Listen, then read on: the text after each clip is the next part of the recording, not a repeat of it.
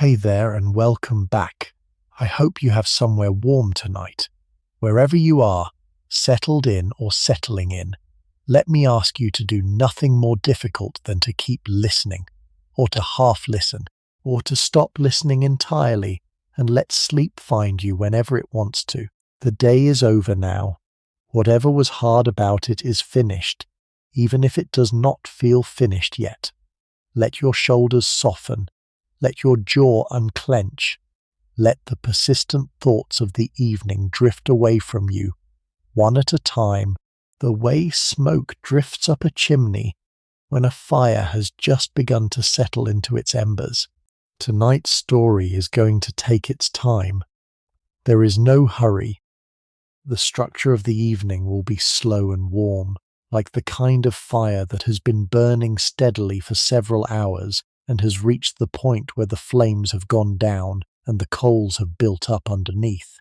And the heat in the room is no longer aggressive, but simply present, holding everything in a kind of glow. I want you to start by listening for the sound of fire, not loud fire, not the sharp crackle of a fire in its first 10 minutes, when the wood is still green and the flames are still finding their place. The slow, deep sound of a fire that has been burning all day.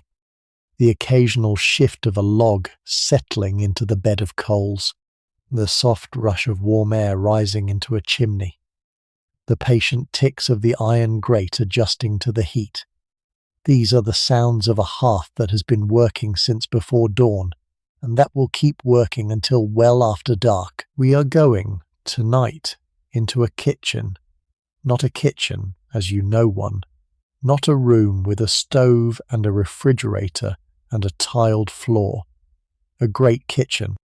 A vast, vaulted, smoke-blackened working hall with two enormous open fireplaces along one wall and another along the opposite wall, with whole sides of beef turning slowly on iron spits, with cauldrons of pottage simmering over low flames, with the floor strewn with rushes that have been changed only that morning, with 30 or 40 people moving through their work in the controlled chaos that the feeding of a great Tudor household required twice a day, every day for as long as the household existed. The year is 1565. We are 7 years into the reign of Elizabeth I. The religious upheavals of the past 3 decades have settled, more or less, into the cautious Protestant compromise that Elizabeth's regime has constructed. The country is at peace, more or less. The harvests of the past few years have been good. The household we are about to enter is one of perhaps 100 or more in England that operate on this kind of scale. It is the country seat of a wealthy noble family in the home counties within a day's ride of London, with a household of perhaps 120 people on the regular establishment, swelling to 200 or more when the family is in residence and entertaining guests. It is a substantial operation. The kitchen we are about to walk into is, in its way, the engine that makes the whole operation function. So get comfortable. Let the warmth of the kitchen reach you, even just in your imagination. We are going to spend the evening in a Tudor great kitchen, watching the people who worked there go about their day. From before dawn until well after dark, there will be smoke and heat, and the smell of roasting meat and fresh bread and wood smoke, and the other smells that a Tudor kitchen produced. There will be voices, calling instructions to one another in the practiced shorthand of a kitchen that has been working together for years. There will be the sounds of iron on iron, of cleaver on board, of liquid being poured from vessel to vessel, and underneath all of it, there will be the slow, constant presence of the fire, holding the whole operation together, providing the heat that everything else depends on.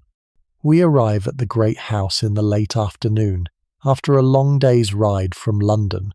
The house itself is set back from the road, behind a long avenue of oaks, with formal gardens on the entrance side and a deer park behind. It is a large house, but not the largest. It has perhaps 50 rooms in the main building, with additional service buildings clustered around the courtyards behind. It is built of red brick, with stone dressings around the windows and the doorways, and a roof of grey tiles that gleams when wet. From the front, it presents the symmetrical Tudor facade that the architectural taste of the time required, with mullioned windows on 3 floors, and a great central porch with the family arms carved above the door. From the back, it is more chaotic. The kitchens, the bakehouse, the brewhouse, the laundry, the stables, the other functional buildings, all of them have grown up around the back of the house in a way that has more to do with practical convenience than with architectural design. We do not go in through the front door. The front door is for the family, for distinguished visitors, for the formal life of the house. We go around to the back, through the gateway that leads into the kitchen courtyard, where the daily working life of the household is conducted. The courtyard is busy, even at this late hour. There are servants moving between the buildings carrying baskets and buckets and trays. There are horses in the stable yard beyond. There is smoke rising from the chimneys of the kitchen and the bakehouse. There is the smell of cooking, even from outside, mingled with the smell of horses and wood, and the other smells of a working household courtyard. The kitchen entrance is a stone-arched doorway in the side of one of the larger buildings.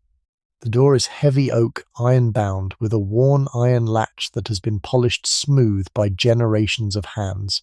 We push it open and step into a short stone passageway with rooms opening off on either side. The pantry is on the right, with its shelves of bread and its hanging cheeses. The buttery is on the left, with its barrels of beer and its stoneware jugs. Beyond these, the passage opens into the great kitchen itself. The first thing that hits you when you enter the kitchen is the heat, not a comfortable warmth. Heat. The kind of heat that, on a hot summer day, would make you stop and reconsider whether you really wanted to be there. On the autumn evening of our visit, the heat is welcome, after the chill of the courtyard, but it is still considerable. The kitchen has been working at full intensity for the past 12 hours, with 3 large hearths burning continuously, and with ovens and chafing dishes, adding their own heat to the room. The air is warm and slightly smoky and full of the smells of cooking. You feel the heat on your face the moment you step in. You feel it through the soles of your shoes, even because the stone flags of the floor have absorbed the heat of the fires throughout the day and are radiating it back upward. The second thing that hits you is the sound. The kitchen at full operation is not a quiet place. There are perhaps 30 people working in this single room, each one engaged in some piece of the larger operation, and the noises that they generate combine into a constant background of work sounds that, on first hearing, sounds like simple chaos. The chopping of cleavers on wooden boards, the rasping of knives being sharpened on whetstones, the scraping of iron pots being moved on iron grates, the sizzle of fat dripping into fires, the rumble of the great spits being turned slowly and steadily by the boys whose job it is to keep them moving, the voices of the cooks calling instructions to one another and to the boys and scullions who answer to them, the hiss of liquid hitting hot metal, the thud of flour sacks being dropped onto wooden tables, the crackle and snap of the fires themselves providing a constant percussive background to everything else. The third thing that hits you, and what is perhaps the most overwhelming, is the smell. The smell of a Tudor kitchen at the peak of its working day is something that, if you have not encountered it, is genuinely difficult to imagine. There is the smell of roasting meat from the large pieces that have been turning on the spits all afternoon, the smell of the pottages and stews simmering in their cauldrons, the smell of bread from the bakehouse next door, where the second batch of the day is just coming out of the oven, The smell of the spices being ground for the evening sauces, the smell of wood smoke from the fires, the smell of the herbs that hang in bunches from the rafters above the working tables, the smell of the rushes on the floor, which have begun to be trodden down through the day, the smell of the people themselves, working hard in a hot room, with all the smells that hard physical work in a hot environment produces. All of these smells together make up an atmosphere that is, on first encounter, almost too much to take in. It is the smell of a working kitchen at full intensity, and there is nothing in any modern kitchen that quite matches it. Let your senses settle into all of this, slowly. The heat, the sound, the smell, the warm flickering light of the fires, which is the principal source of illumination in the room, supplemented by the candles and the rushlights that have been placed at strategic points around the working tables, the bustle of bodies moving through their tasks, the kind of organized intensity that a Tudor great kitchen at the height of its working day produced. We are going to spend the evening here, and it will take a few minutes to find the rhythm of the place. Let the rhythm find you instead. Stand still for a moment in the corner near the door and just watch the room work. I want to start by describing the architecture of the kitchen itself, because the physical structure of the room is the thing that determined everything else about how the work was done. The kitchen of a Tudor great house was, in its basic conception, a single large room, designed to be as big as possible and to have as much vertical height as possible. The reason for this had to do with the way the cooking was done, with 3 large open fires burning continuously, plus some secondary heat sources. The kitchen produced an enormous amount of heat and an even greater amount of smoke. The smoke had to go somewhere. The heat had to be tolerable for the people working in the room. The solution that the medieval and Tudor architects had arrived at, after several centuries of experiment, was to build the kitchen high, very high. The room we are standing in has a ceiling that rises perhaps 40 feet above the floor, in a great vaulted timber roof that disappears into smoke-blackened darkness above the level where the candles can illuminate. The smoke rises up into this dark space, where it gathers and slowly drifts out through the louvres in the roof, leaving the working space below relatively breathable. The floor of the kitchen is stone. Large flagstones, fitted together carefully, with mortar in the joints. The stone is the only flooring that could have stood up to the work being done on it. Wood would have been a fire hazard. Tile would have been too fragile. Stone, hard and durable and easy to clean, was the only option. The stone is strewn with rushes, which serve as a kind of disposable carpeting, absorbing the spills and the drops of fat and water that fall constantly throughout the day, and being swept out and replaced every morning before the work begins. The rushes are a concession to comfort, and they help with the smell to some extent, but they are not present for decorative reasons. They are functional. The kitchen is a working space, and everything in it is there because it serves a purpose. The walls of the kitchen are stone, plastered with lime, whitewashed every spring to refresh them.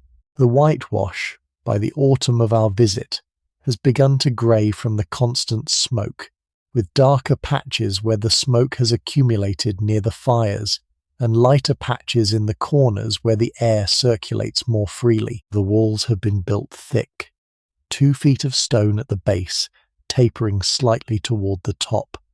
The thickness serves 2 purposes. It supports the high vaulted roof above, and it insulates the room, holding the heat in during the working hours and releasing it slowly during the night when the fires have died down. There are 3 great fireplaces in the kitchen. 2 of them are along one long wall, side by side, with a stone pillar between them. The third is in the opposite long wall, smaller than the first 2. but still large by any modern standard. Each of the two large fireplaces is wide enough that a fully grown man could lie down inside the opening if he wanted to, with room to spare. The fireboxes themselves are perhaps 8 feet wide and 4 feet deep, with stone hearths and iron grates and elaborate iron frameworks for the spits and cooking irons that they support. The chimneys above them rise straight up through the wall, opening into the smoke bay in the roof and then continuing out through stacks on the outside of the building. The chimneys are wide enough that, when the fires are not burning, a boy could climb up inside them to clean the soot. This is not a metaphor. The cleaning of the chimneys was in fact done by small boys who climbed up inside them with brushes, in a piece of working life that has come down to us through the complaints and reform movements of the 18th and 19th centuries, but that already existed in 1565 as a routine part of the maintenance of any great house. The third fireplace in the opposite wall is smaller. It is used for the secondary cooking work that does not require a large open fire. Sauces, custards, the more delicate preparations. The two large fires are reserved for roasting and for the great cauldrons of pottage and broth. The third fire, smaller and easier to control, is for the precision work that the larger fires would not allow. Above the fireplaces, mounted into the stonework of the chimneys, are the ironworks that the cooking depends on. There are racks on which iron pots can be hung at some heights above the flames, allowing the cook to adjust the temperature of the contents by raising or lowering the pot. There are cranes hinged so that a heavy pot can be swung in and out of the fire without having to be lifted. There are spitjacks, the elaborate iron frames that hold the spits in place above the fire and allow them to be turned. There are hooks for hanging the utensils and the strings of meat and the bunches of herbs that need to be kept warm but not directly in the flame. The whole arrangement is a complex piece of practical engineering built up over the medieval centuries and refined into the form that the Tudor cooks now used. None of it is decorative. All of it is functional. The kitchen is a tool in this respect, with each piece of its equipment designed for a specific purpose and used in that specific way. In the center of the kitchen are the working tables. Long, heavy oak tables, scrubbed clean every morning, scarred with the cuts and stains of years of work. There are perhaps half a dozen of these tables, arranged in 2 rows, with the cooks working on either side of each table and the senior cooks at the head of each. The tables are where the preparation work is done, the cutting, the chopping, the rolling, the kneading, the stuffing, the assembling. The fires are for the actual cooking. The tables are for everything that has to happen before the food gets to the fire. Around the perimeter of the room are the ancillary stations. There is the dressing table near the main fireplaces, where the meat coming off the spits is moved for final preparation before being sent up to the hall. There is the pottage station near the smaller fireplace, where the stews and broths are kept warm and final seasoned before being served. There is the bakery counter, where the bread and the pastries are received from the bakehouse next door and held until they are needed. There is the saucery, an alcove off the main kitchen, where the sauces are made and where the spices are kept under the eye of the saucier, who is one of the more senior members of the kitchen staff. There is the larder, accessible through a low arched doorway at the far end of the kitchen, where the meat and the fish are stored before they are cooked. There is the scullery, off another door, where the pots and pans are washed and where the worst of the dirty work is done. All of these spaces are connected to the main kitchen, and the cooks move between them constantly throughout the day, but each of them has its own character and its own smell.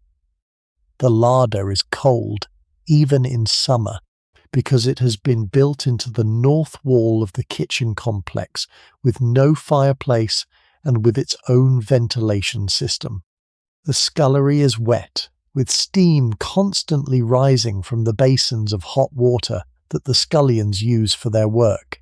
The saucery is fragrant, with the smells of the spices and the herbs that the saucier works with. The pottage station is steamy, with the cauldrons constantly producing clouds of vapour that rise into the kitchen rafters and add to the general atmosphere of the room. This is the physical environment in which the work of the kitchen is done. A great vaulted hall, with stone floors and whitewashed walls, 3 large fireplaces, half a dozen working tables, a constellation of ancillary spaces around the perimeter. The whole structure has been designed over centuries of experiment to accommodate the kind of work that the feeding of a great household requires. The design is functional, practical, and, in its own austere way, almost elegant. The kitchen does what a kitchen needs to do, and it does it well. There is nothing in the room that is there for decoration. Everything has a purpose. The hearths themselves deserve a longer description, because they were the heart of the operation in a way that no modern kitchen quite matches. A modern kitchen has a stove with burners that can be turned on and off as needed. A Tudor kitchen had fires that burned continuously, all day, every day, with a complex set of techniques for managing the heat at different temperatures for different purposes. The fires were started before dawn. The boy whose job this was, called the kitchen boy, or sometimes the fire boy, began work several hours before the rest of the kitchen staff.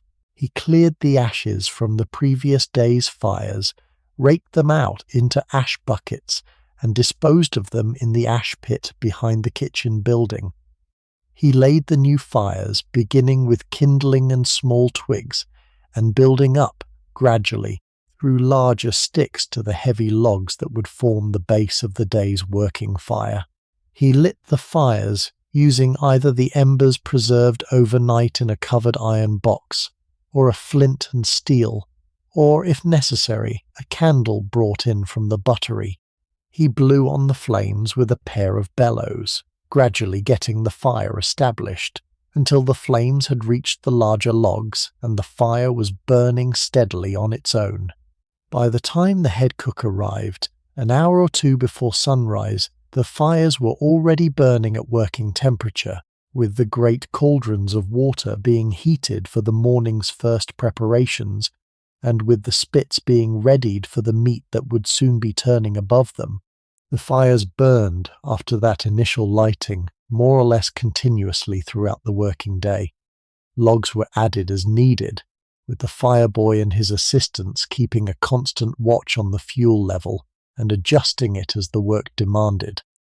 The temperature of each fire was managed by the placement of the logs, by the use of the bellows when more heat was needed quickly, and by the dampening with ashes when less heat was needed. The cooks who worked over the fires developed a deep, intuitive understanding of how the fires behaved. They could tell, by looking at the colour of the flames, whether the fire was hot enough for searing, or had cooled to the slower heat needed for roasting. They could tell, by the sound of the fire, whether it was burning cleanly or whether the wood was producing too much smoke. They could tell, by the feel of the heat on their faces from a distance of several feet, whether the temperature was right for the dish they were preparing. None of this was written down anywhere. It was knowledge passed from one generation of cooks to the next, by direct observation and practice. As the boys who entered the kitchen as scullions worked their way up through the ranks and accumulated, over the course of a working life, the deep familiarity with fire that the trade required. The wood for the fires was a substantial enterprise in itself. A Tudor great kitchen burned through enormous quantities of wood. The estimate, for a household of the size we are visiting, would be somewhere on the order of 2 or 3 large carts of wood every day, with the wood being prepared by a team of woodcutters working full-time on the estate to keep the kitchen and the bakehouse and the brewhouse supplied. The wood was a mixture of oak, ash, beech, and whatever other hardwoods were available from the estate's woodlands. The hardwoods burned hotter and longer than softwoods, and they were essential for the kind of sustained intense heat that the kitchen work required.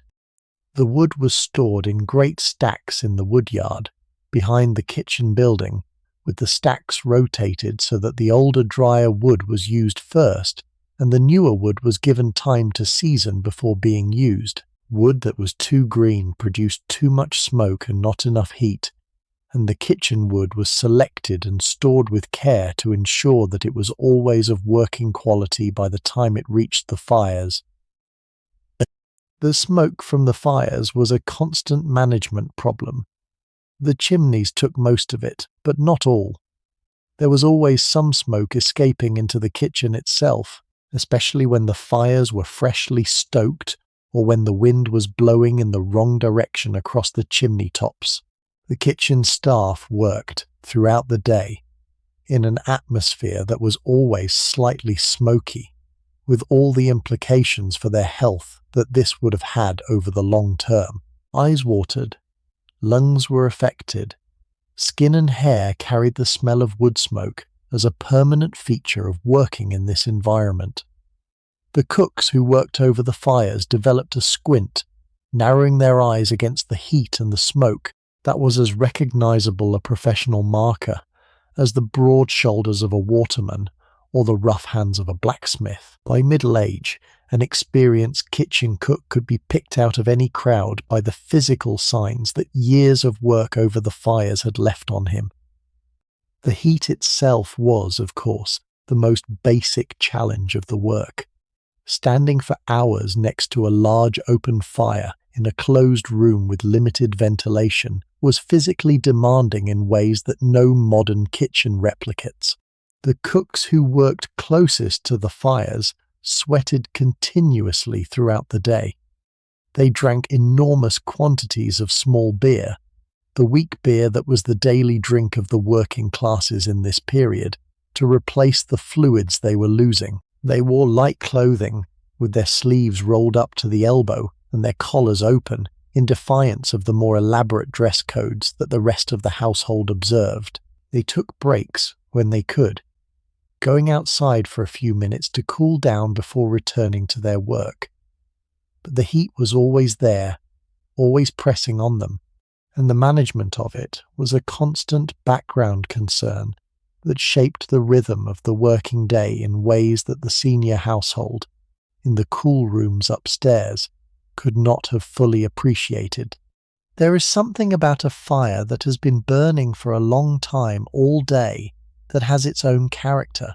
The flames have died down. The coals have built up underneath. The heat is no longer aggressive but steady. The smoke has thinned. The wood is consuming itself slowly in a deep red glow, with occasional flares as a piece of bark catches and burns away. The fires in the kitchen, by the late afternoon of our visit, have all reached this state. They have been burning since before dawn. They will continue to burn until well after dark. They are, in a sense, the most reliable thing in the room. The cooks come and go, the dishes change, the seasons turn, but the fires keep burning in those hearths day after day, through the years and the decades and the generations. The hearths of the great kitchen had, in many cases, been continuously in use for over 100 years by the time our evening unfolds, with old stones, settled arrangements, a patient heat that had supported every household occupying the house for as long as anyone could remember. At the top of the kitchen hierarchy was the master cook. He was, in the household structure of a Tudor great house, a senior officer with status comparable to that of a head of a major department. He was paid a substantial wage by the standards of the working population, and he had his own room within the household precinct, separate from the dormitories where the lower kitchen staff slept. He was a man, almost without exception. The few women who worked in the kitchens of great houses in this period were generally in subordinate roles, especially in the dairy and in the still room, where the more delicate preserves and waters were prepared. The principal cookery of the kitchen, the work of producing the daily dinners and suppers for the household, was done by men under the direction of the master cook. The master cook in our kitchen tonight is a man in his mid-50s who has held his position for nearly 20 years. He came up through the trade in the way that most master cooks did, beginning as a boy of 12 in the kitchen of a different great house, working his way through the ranks of scullion and turnspit and journeyman, before securing his first position as master cook in his early 30s. He has been at this house since 1547, 18 years now, and he has served 3 successive generations of the family. He knows the household. He knows the family's preferences. He knows the seasonal rhythms of the kitchen, the regular guests, the dishes that will be required for the ceremonial occasions of the year. He runs his kitchen with the calm authority of a man who has done this work long enough that nothing surprises him anymore. He is, in his way, one of the most important people in the establishment, although his social standing is modest compared to the family he serves. His daily routine is itself worth describing, because the master cook's authority was exercised through a set of customs that the kitchen had developed over the centuries. He arrived in the kitchen, as I have mentioned, around 5 in the morning. His first task was always the same. He walked through the kitchen alone before the rest of the staff had arrived, inspecting the work that had been done overnight. He looked at the fires, judging whether they had been built properly. He looked at the previous day's leftovers, deciding which of them could be used for the day's meals and which should go to the almoner for the parish poor. He looked at the cleanliness of the working tables, the scullery, the larder. He noted any equipment that needed repair. He made small mental adjustments to the day's plans based on what he found. Then he sat down at his own small table in the corner of the kitchen and worked on the day's menu. He had a slate on which he wrote the proposed dishes for the dinner and the supper, in the abbreviated shorthand that the Tudor cooks had developed for these purposes. He factored in what was available in the larder, what was expected from the supply chain that day, who was in residence at the house, whether any guests were expected, what the weather was doing, what day of the church calendar it was, and a dozen other small variables that affected the menu. By the time the rest of the staff arrived, around 6 or 6:30, he had a clear plan, written on the slate, that he could communicate to the yeoman cook and the children of the kitchen for execution. He communicated his plan in person, not in writing, in the meeting that took place every morning around 6:30. The senior staff gathered at the master cook's table. He read out the day's menu. He assigned responsibilities for each dish. He noted any requirements or instructions. The senior staff acknowledged their assignments, asked any questions that needed asking, and dispersed to begin the work. The whole meeting took perhaps 15 minutes. By the end of it, every senior member of the kitchen knew what they were responsible for that day, and the work began. After the morning meeting, the master cook moved through the kitchen, supervising the stations, intervening where necessary, demonstrating techniques to the apprentices, tasting and adjusting the dishes as they came together. He had a tasting spoon that he carried with him, made of horn with a shallow bowl that he used for testing the preparations. He would pause at a cauldron, take a spoonful, taste it, consider for a moment, and then either nod approval or specify some adjustment. The cooks at the cauldron would make the adjustment, and the master cook would move on to the next station. The whole process was a constant flow of supervision, with the master cook acting as the central node of quality control for the entire operation. He had relationships with each of the senior cooks. With the yeoman cook, his deputy, he had the kind of close working relationship that long collaboration produces. They had been working together for 10 years.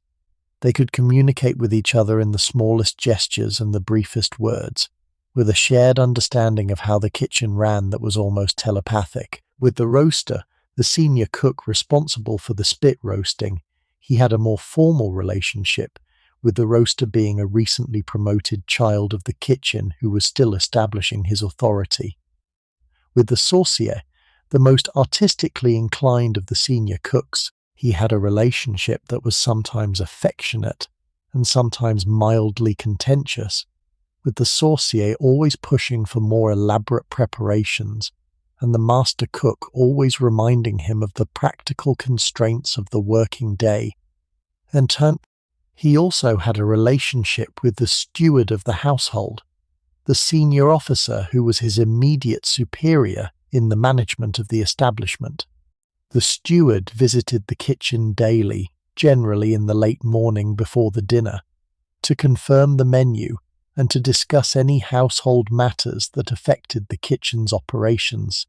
The master cook and the steward had worked together for the 18 years of the master cook's tenure, and they had developed an understanding that allowed them to communicate efficiently about the practical matters of running the household.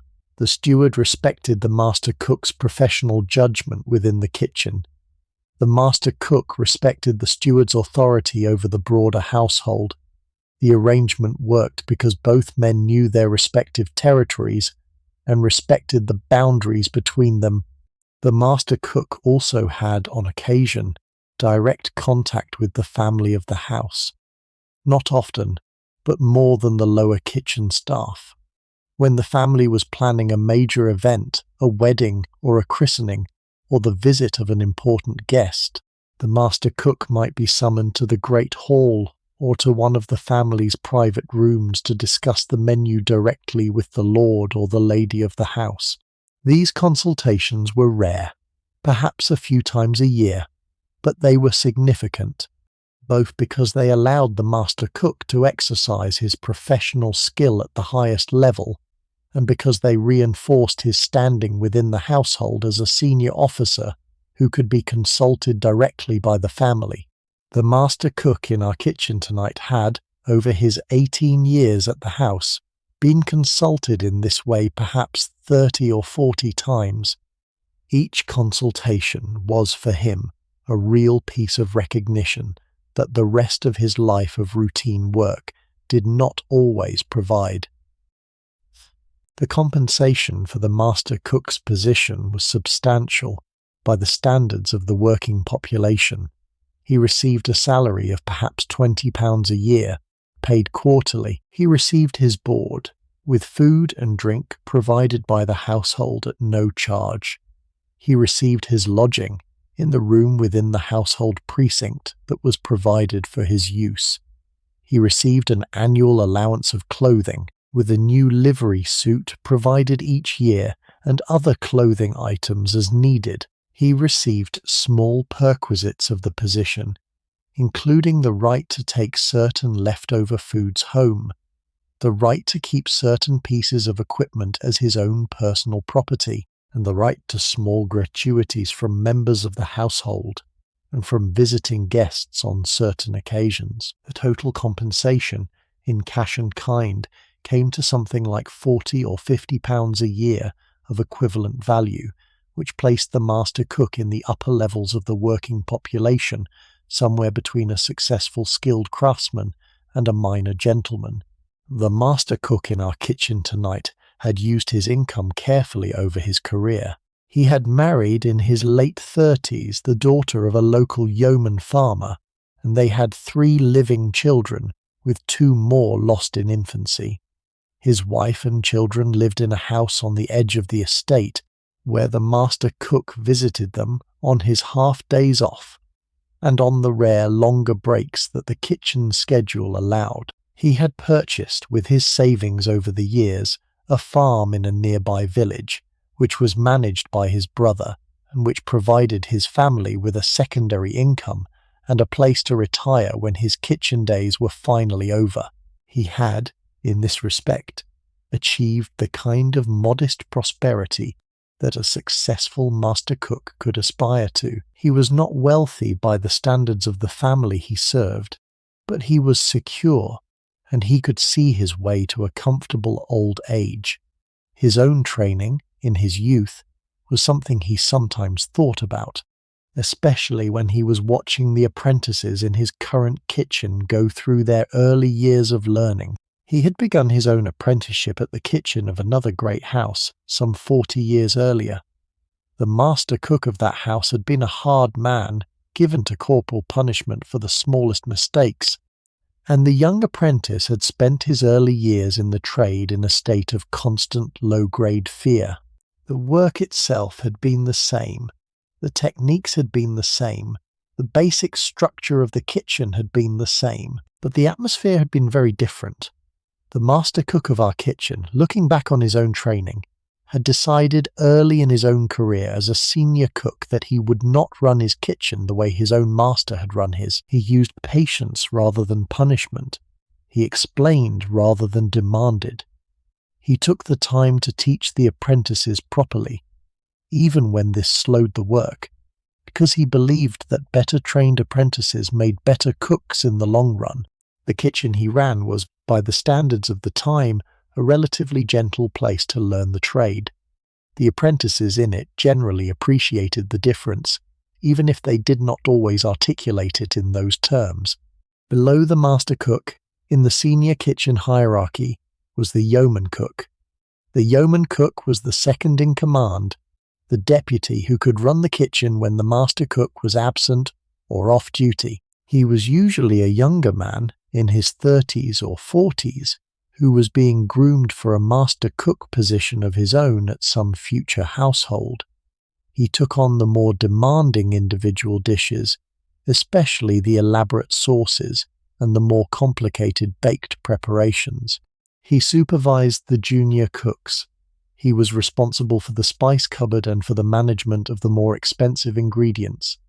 The yeoman cook in our kitchen tonight is a man of perhaps 35, with dark hair beginning to grey at the temples, who has been with the household for 10 years and who is widely understood to be on the path to a master cook position when one becomes available, either at this house or at another suitable establishment. Notlum. Below the yeoman cook were the children of the kitchen. This term, which sounds odd to modern ears, did not mean actual children.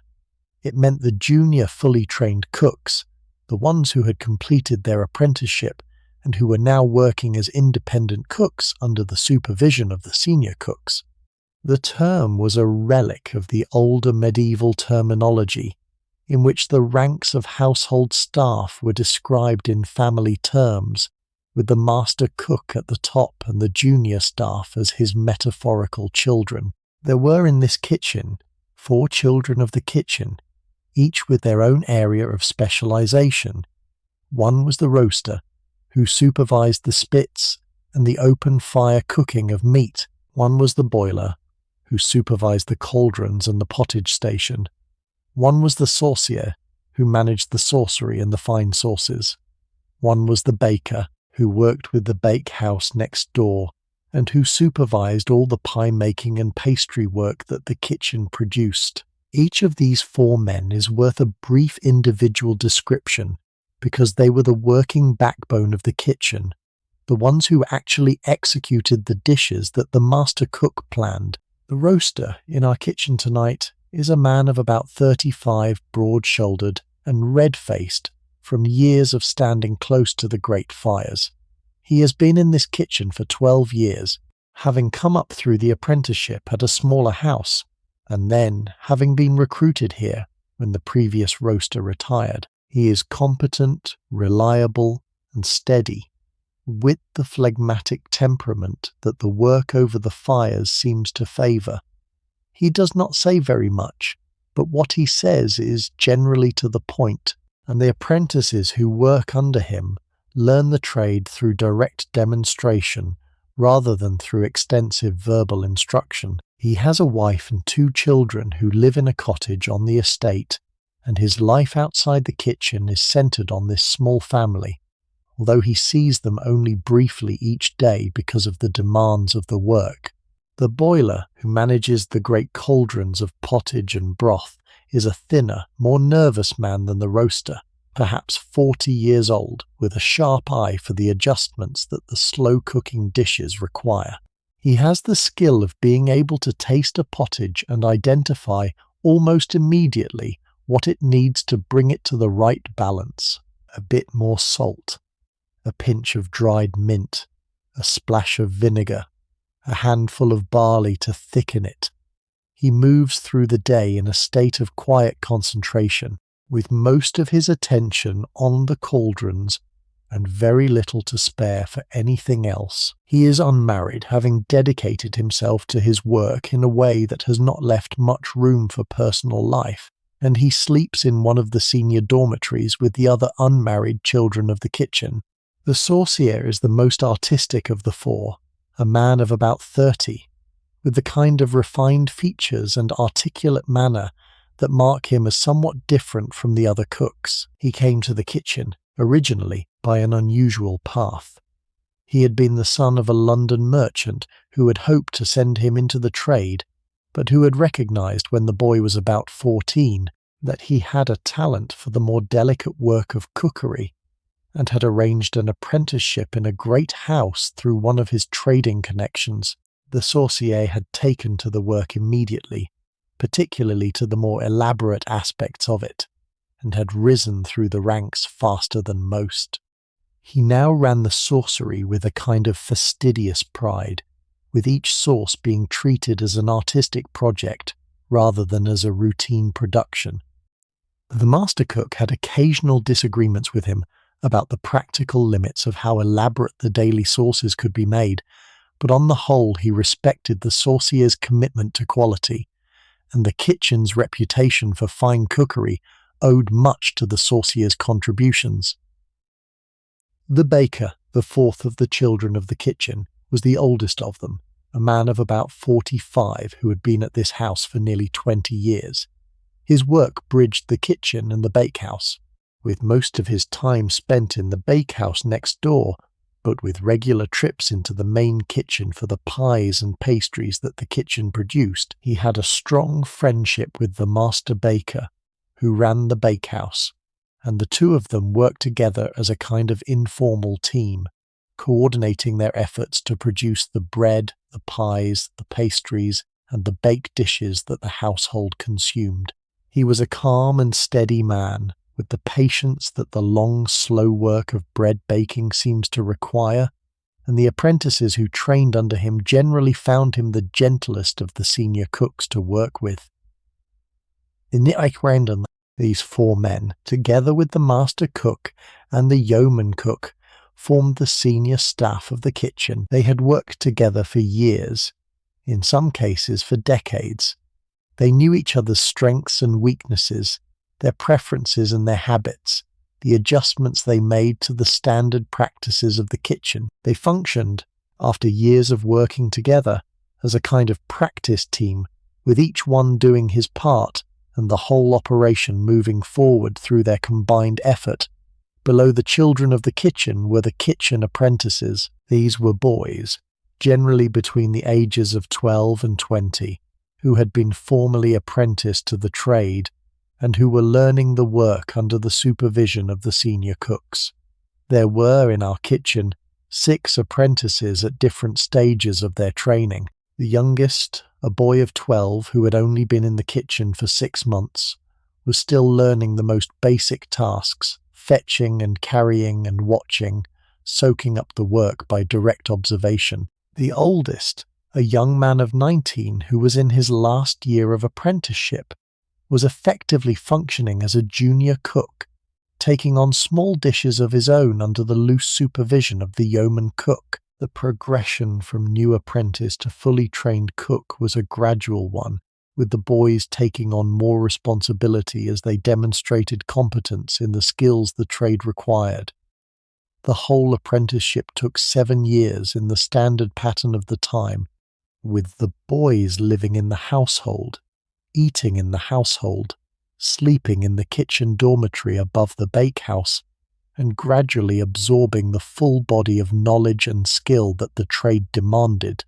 The apprenticeship was a formal legal arrangement, set up through indentures signed between the apprentice's family and the household. The family paid a fee to secure the apprenticeship, with the size of the fee depending on the standing of the household and the prospects the apprenticeship offered. The household, in return, undertook to feed, house, clothe, and train the apprentice for the 7 years of his term, and to certify him as a journeyman cook at the end of the term if he completed his training satisfactorily. The arrangement was a substantial commitment on both sides, with the apprentice essentially becoming part of the household for the duration of his term, with all the obligations and privileges that this entailed. The training itself proceeded in stages, with the apprentice learning different aspects of the work as he progressed through his term. The first year was spent on the most basic tasks, with the apprentice working alongside the scullions and learning the layout of the kitchen, the names and uses of the pieces of equipment, the basic vocabulary of the trade. The second year saw him beginning to take on some of the simpler kitchen tasks, working under the direct supervision of one of the more experienced apprentices, with the senior cooks looking on. By the third and fourth years, he was beginning to handle specific dishes himself, with his work being checked by the children of the kitchen, but with him having genuine responsibility for the outcomes. By the fifth and sixth years, he was functioning as a junior member of the kitchen team, with assignments comparable to those of the children of the kitchen, but at a less senior level. The seventh and final year was a kind of culmination, with the apprentice taking on increasingly demanding work and preparing for the certification that would mark the end of his apprenticeship. The relationship between the apprentices and the senior cooks was a complex one. The apprentices were both junior workers and pupils, with the senior cooks being both employers and teachers. The training took place in the course of the daily work, with the apprentices learning by doing, by watching, by being corrected, by being demonstrated to. There was in this respect very little formal instruction in the modern sense. The apprenticeship was a years-long immersion in the trade, with the apprentices absorbing the knowledge and the skills through sustained exposure rather than through deliberate teaching. The senior cooks were not always patient with their apprentices. Mistakes were sometimes punished with corporal correction, especially in the kitchens of more old-fashioned masters. But on the whole, the system worked, with the apprentices gradually accumulating, over the 7 years, the body of knowledge and skill that the trade required. Below the apprentices were the scullions. The scullions were the lowest rank in the kitchen hierarchy, and their work was the most menial. They washed the pots, they cleaned the floors, they fetched water from the well, they carried wood from the woodyard. They did the unskilled tasks that the kitchen produced in great quantities and that nobody more senior wanted to do. The scullions in our kitchen tonight are a mixed group. There are 4 of them, ranging in age from a boy of 10 who has just started in the household to a man of 30 who has been a scullion for 15 years and who for several reasons has not progressed beyond that rank. The older scullions were, in the household economy, men who had failed to make the transition to apprentice for one reason or another. They had not shown the necessary aptitude, or they had developed problems with drink or with their tempers, or they had simply not been lucky in their early years. They remained scullions, performing the same basic tasks year after year, with no realistic prospect of advancement. The work of the scullions deserves a closer description because it was both the most physically demanding and the least visible part of the kitchen's operation. The pot washing alone was an enormous task. A working day in the kitchen produced perhaps 200 dirty vessels of all kinds, including the great cauldrons, the smaller pots and pans, the serving platters, the mixing bowls, the cutting boards, and the dozens of smaller tools that the cooks used throughout the day. All of these had to be washed by hand in the scullery, with hot water that the scullions had to heat themselves on a fire dedicated to the purpose. The water had to be carried in heavy wooden buckets from the well in the courtyard outside, with each bucket weighing perhaps 30 pounds when full.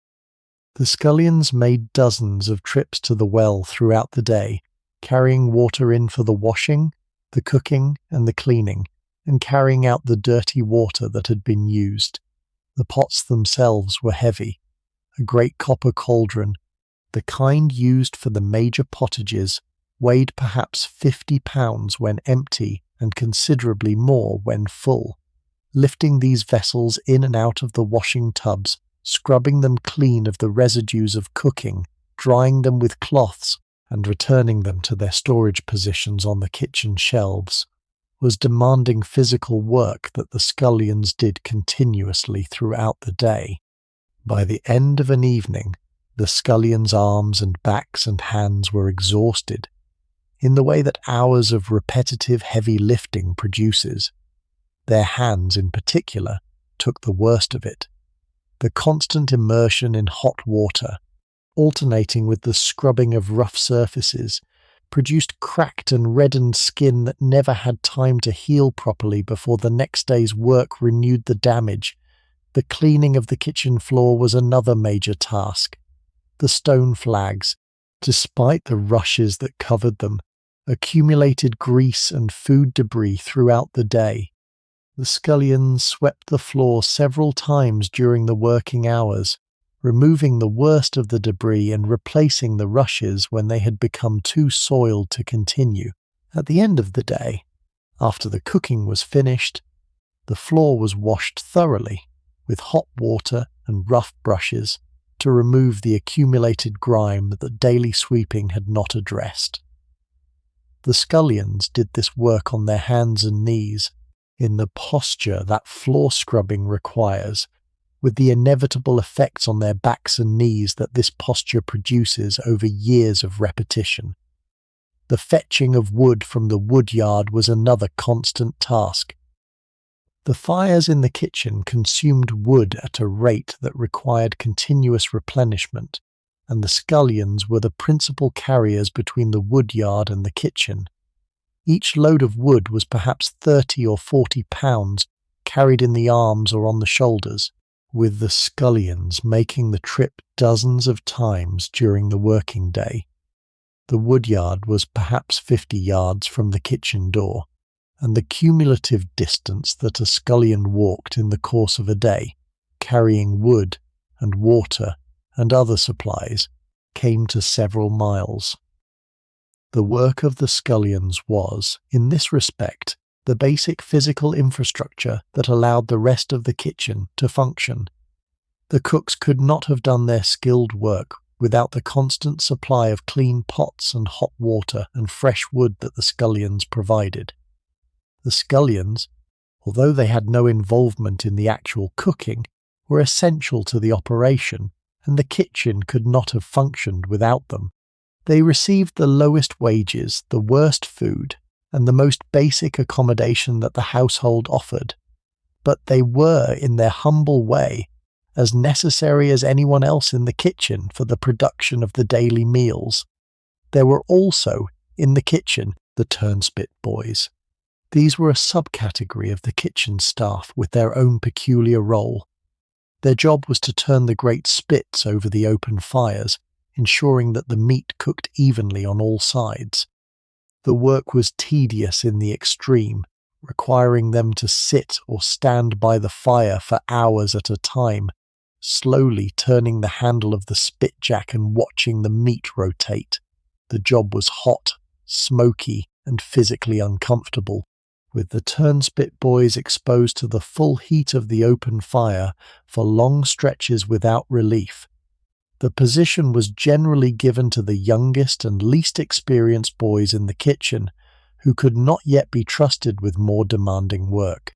There were 2 turnspit boys in our kitchen tonight, both of them around 11 or 12, both of them working in shifts to give each other periodic breaks from the fire. I should mention here, in fairness to historical accuracy, that some great houses also used turnspit dogs. The turnspit dog was a breed, small and short-legged and powerful, that was trained to run inside a wheel mounted near the fireplace, with the wheel connected to the spit jack by a cord. The dog ran for hours, turning the spit through its labour, in a piece of working life that has come down to us as one of the more distinctive and frankly unfortunate practices of the time. The breed was specifically developed for this work, and it had no other purpose. The dogs lived in the kitchen, slept in the kitchen, and worked in the kitchen, in conditions that we would now find genuinely difficult to defend. The turnspit dog as a recognised breed died out in the 19th century when the development of mechanical clockwork spit jacks made the practice obsolete. In our kitchen tonight, the household uses turnspit boys rather than turnspit dogs, but the practice of using dogs was widespread in the period, and any honest description of the Tudor kitchen has to mention it. There were also, in the kitchen, the specialist staff who handled specific aspects of the operation. There was the larderer who managed the larder and the storage of meat. There was the poulterer who handled the chickens and ducks and other domestic fowl. There was the pantler who managed the pantry and the bread storage. There was the yeoman of the cellar who managed the wine and the more expensive drink. There was the brewer who ran the brew house and produced the beer that the household consumed in enormous quantities. There were the bakers who ran the bakehouse and produced the bread in 2 batches a day, every day, for the entire household. Each of these specialist roles had its own staff, its own apprentices, its own territory within the larger kitchen complex. The master cook had overall authority over all of them, but in practice each specialist role ran itself with considerable independence, with the master cook intervening only when problems arose or when coordination was needed across the departments. The total kitchen staff, counting all of these roles and ranks, was somewhere between 40 and 50 people. This is, by modern standards, an extraordinarily large kitchen team. By the standards of a great Tudor household, it was about average. The royal kitchens at Hampton Court Palace, by way of comparison, employed several hundred people, with the total household running to over 1,000 when the king was in residence. Our great house is much smaller than Hampton Court, but the kitchen staff is still, by any reasonable standard, a substantial workforce, supporting the daily feeding of a household that, when fully assembled, included family, household officers, gentlemen servants, yeoman servants, working servants, and the ancillary staff who supported the operations of the estate. All of these people moved through the kitchen throughout the working day in a complex choreography that, on first observation, looked like simple chaos, but that, on longer attention, revealed itself as a highly organized operation in which each person knew their role and executed it with the practiced ease of long familiarity. The kitchen worked, every day, twice a day, for the dinner and the supper that were the 2 main meals of the household. It worked in a way that few modern operations of comparable complexity could match, and it did so without any of the technologies that we now consider essential to running a large food operation. No refrigeration, no running water beyond what could be carried in from the well, no gas, no electricity, no mechanical equipment beyond the simplest hand tools. Everything was done by human labour, supported by fire and water and the skills that the staff had spent their working lives accumulating. Let me now describe a day in the kitchen from beginning to end so that you can get a sense of how all of this fits together. The day begins, as I have mentioned, before dawn. The kitchen boy is the first one in the kitchen sometime around 4 o'clock in the morning during the autumn months. He clears the ashes from the previous day's fires. He lays the new fires. He lights them and brings them to working temperature. By the time the first of the senior staff arrives, an hour or two later, the fires are burning, the cauldrons are heating, and the kitchen is warm and ready for the day's work. The master cook arrives next, at around 5 or 6 in the morning. He inspects the fires. He checks the larder, going over the stock of meat and fish and produce that the kitchen has on hand for the day's cooking.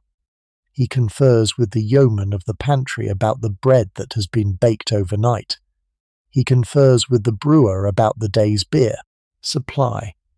He sets the menu for the day's 2 main meals, drawing on the supplies in the larder and on his knowledge of the family's preferences and any guests who are expected. He gives instructions to the yeoman cook and to the children of the kitchen, dividing up the responsibilities for the dishes that will need to be prepared.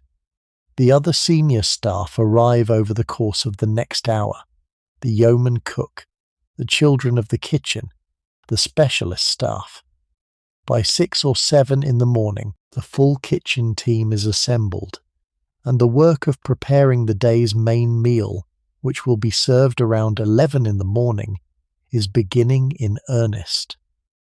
There is a quality to the kitchen in these early dawn hours, before the full intensity of the working day has set in, that is worth pausing to describe.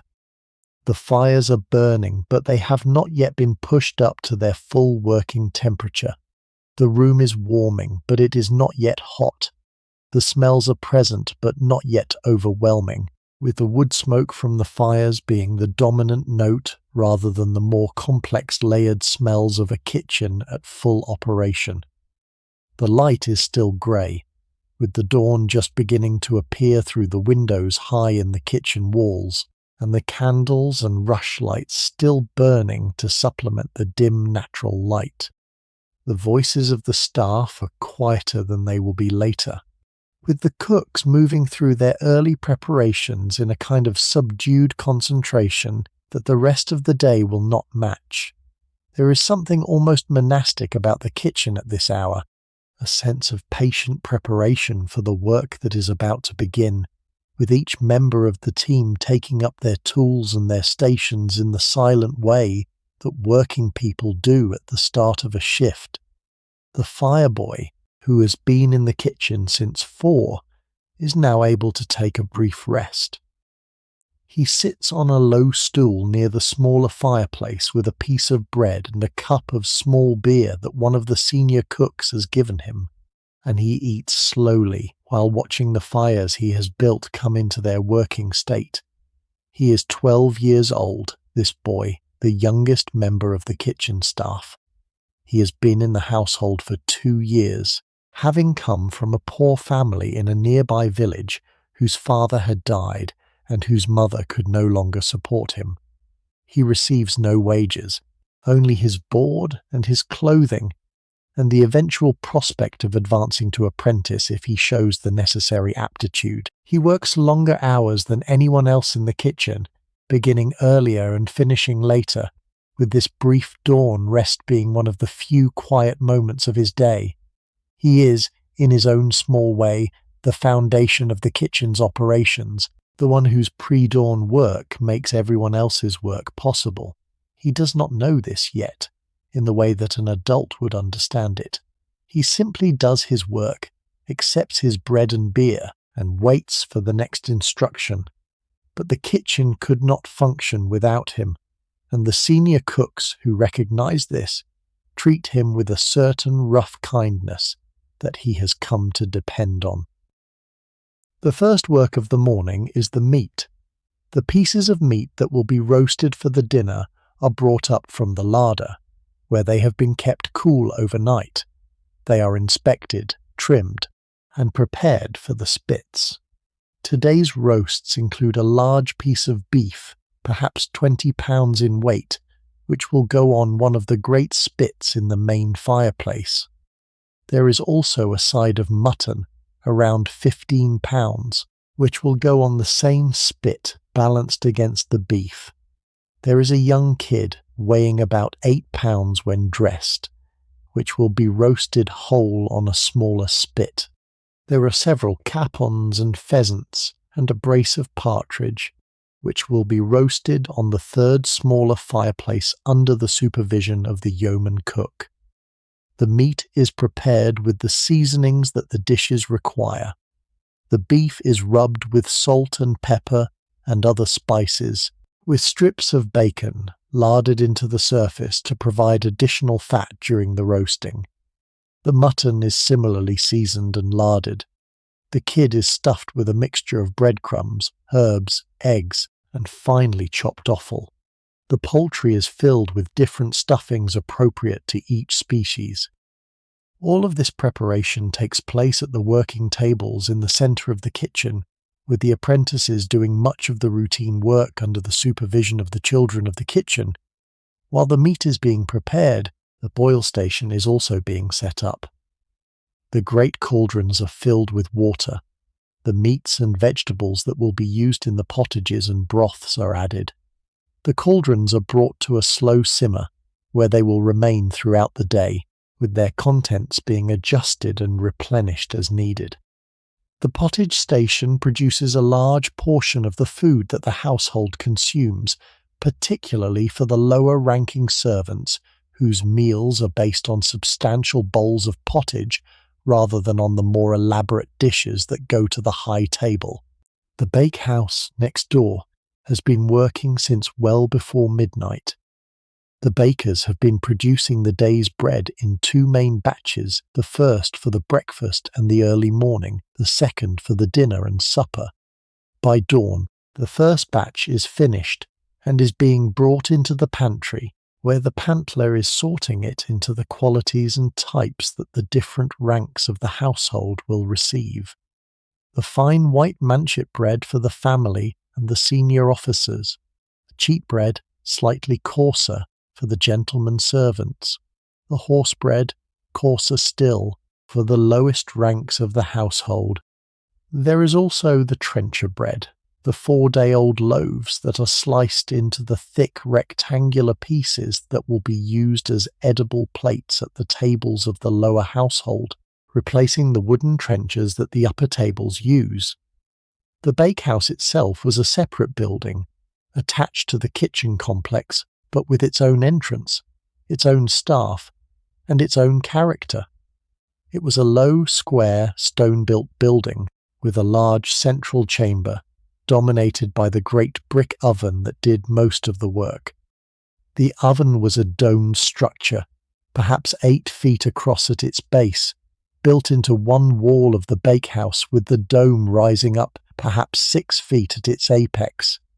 The interior of the oven was lined with fire bricks, which had been worn smooth and slightly uneven over the years by the constant rotation of bread loaves moving in and out.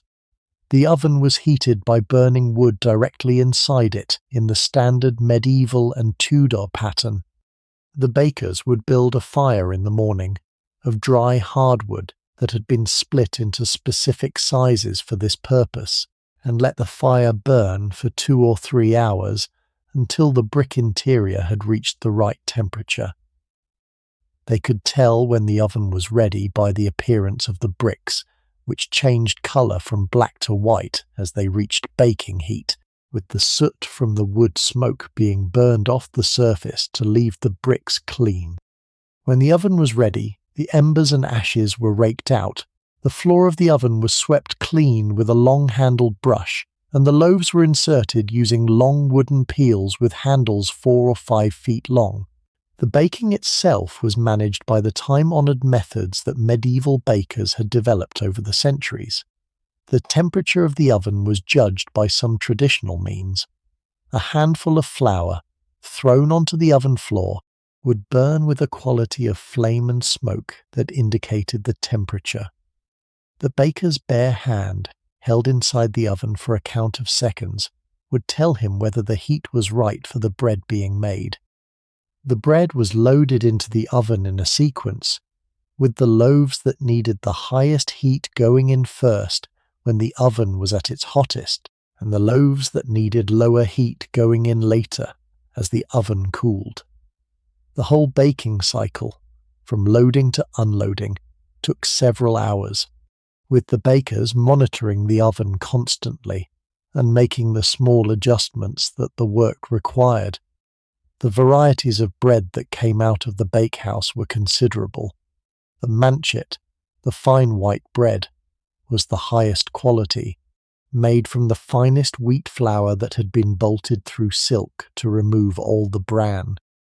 It was the bread served at the high table, soft and white and delicate. It was also the most expensive to produce, both because of the cost of the flour and because of the additional labour of sifting the flour to the required fineness. A great house consumed perhaps 100 manchets a day, with each manchet being a round loaf of perhaps half a pound in weight. The cheat bread was the next quality down, made from a little less refined flour that retained some of the bran. It was the standard bread for the gentlemen's servants and the senior household officers. It was darker than the manchet, denser, with a slightly coarser texture, but still entirely good bread. The household consumed perhaps 200 loaves of cheat bread a day, with each loaf being a larger round loaf of perhaps a pound in weight. The horse bread was the coarsest of the standard breads, made from whole wheat flour with all the bran included, sometimes with rye or other grains mixed in to extend the wheat. It was the bread for the lowest ranks of the household, and despite its name, it was eaten by people, not by horses. The name came from the older tradition in which the same kind of coarse bread had also been fed to horses, but by the Tudor period, the horse bread for human consumption had developed into a slightly more refined form, distinct from the actual bread fed to the working animals. The household consumed perhaps 300 loaves of horse bread a day, with the loaves being larger again, around 2 pounds each, to provide the substantial caloric base that the working servants needed. The trencher bread was a product of the bakehouse, made specifically to serve as the edible plate that the lower tables used in place of the wooden trenchers of the upper household. It was a coarser bread, like the horse bread, but baked in larger flat loaves and then aged for 4 days before use, becoming dry and firm enough to support the weight of meat and sauce without falling apart. The trencher loaves were sliced into thick rectangular pieces by the pantler, with each piece serving as the personal plate of one diner for the duration of the meal. After the meal, the trenchers, soaked through with the juices of the food, were collected and either eaten by the diner if they wished, or given to the kitchen for the staff's later consumption, or given to the almoner for distribution to the parish poor. The trencher tradition was a particularly Tudor practice, surviving from medieval origins and gradually disappearing through the 17th century as wooden and metal plates became more widely available even at the lower tables. There were also, in the bakehouse, some specialty breads produced for occasions or for dietary needs. There were the rich enriched breads, made with butter and eggs, for the highest table on special days. There were the spiced breads, with the saffron and the spices that the period favoured, for festival days. There were the cracker-like breads, the wafers, that were served with the sweet course of major meals. There were the rolls and small loaves that the kitchen requested for dishes, where bread was an ingredient rather than an accompaniment. The bakers worked their way through this repertoire, day by day, with the master baker at the head of a team of 3 or 4 assistants who shared the work between them. The brewhouse was another separate building, larger than the bakehouse, with its own character and its own smells. The smell of brewing, with the malt and the hops and the yeast all contributing to a complex aroma that hung over the building like a fragrant cloud, was unlike any other smell in the household. The brewhouse worked continuously, in the way the kitchen did, producing the daily ration of beer that the household consumed in such enormous quantities. The brewer was a senior officer of the household, with status comparable to that of the master cook or the master baker. He had a staff of perhaps 4 or 5 assistants, with one of them serving as his deputy and the others working as junior brewers and labourers. The brewing itself was a multi-day process, with stages of preparation, fermentation, and conditioning all happening in parallel, as different batches of beer moved through the cycle. The basic process was the same in 1565 as it had been for centuries. The barley was malted by being soaked in water, allowed to germinate, and then dried in a kiln, with the resulting malt being stored in the malt house until it was needed. The malt was crushed in a malt mill and then steeped in hot water in a great wooden vessel called the mash tun, where the enzymes from the malt converted the starches into sugars. The sweet liquid that resulted, called the wort, was drawn off into a copper kettle and boiled with hops, which gave the beer its bitter flavour and helped preserve it.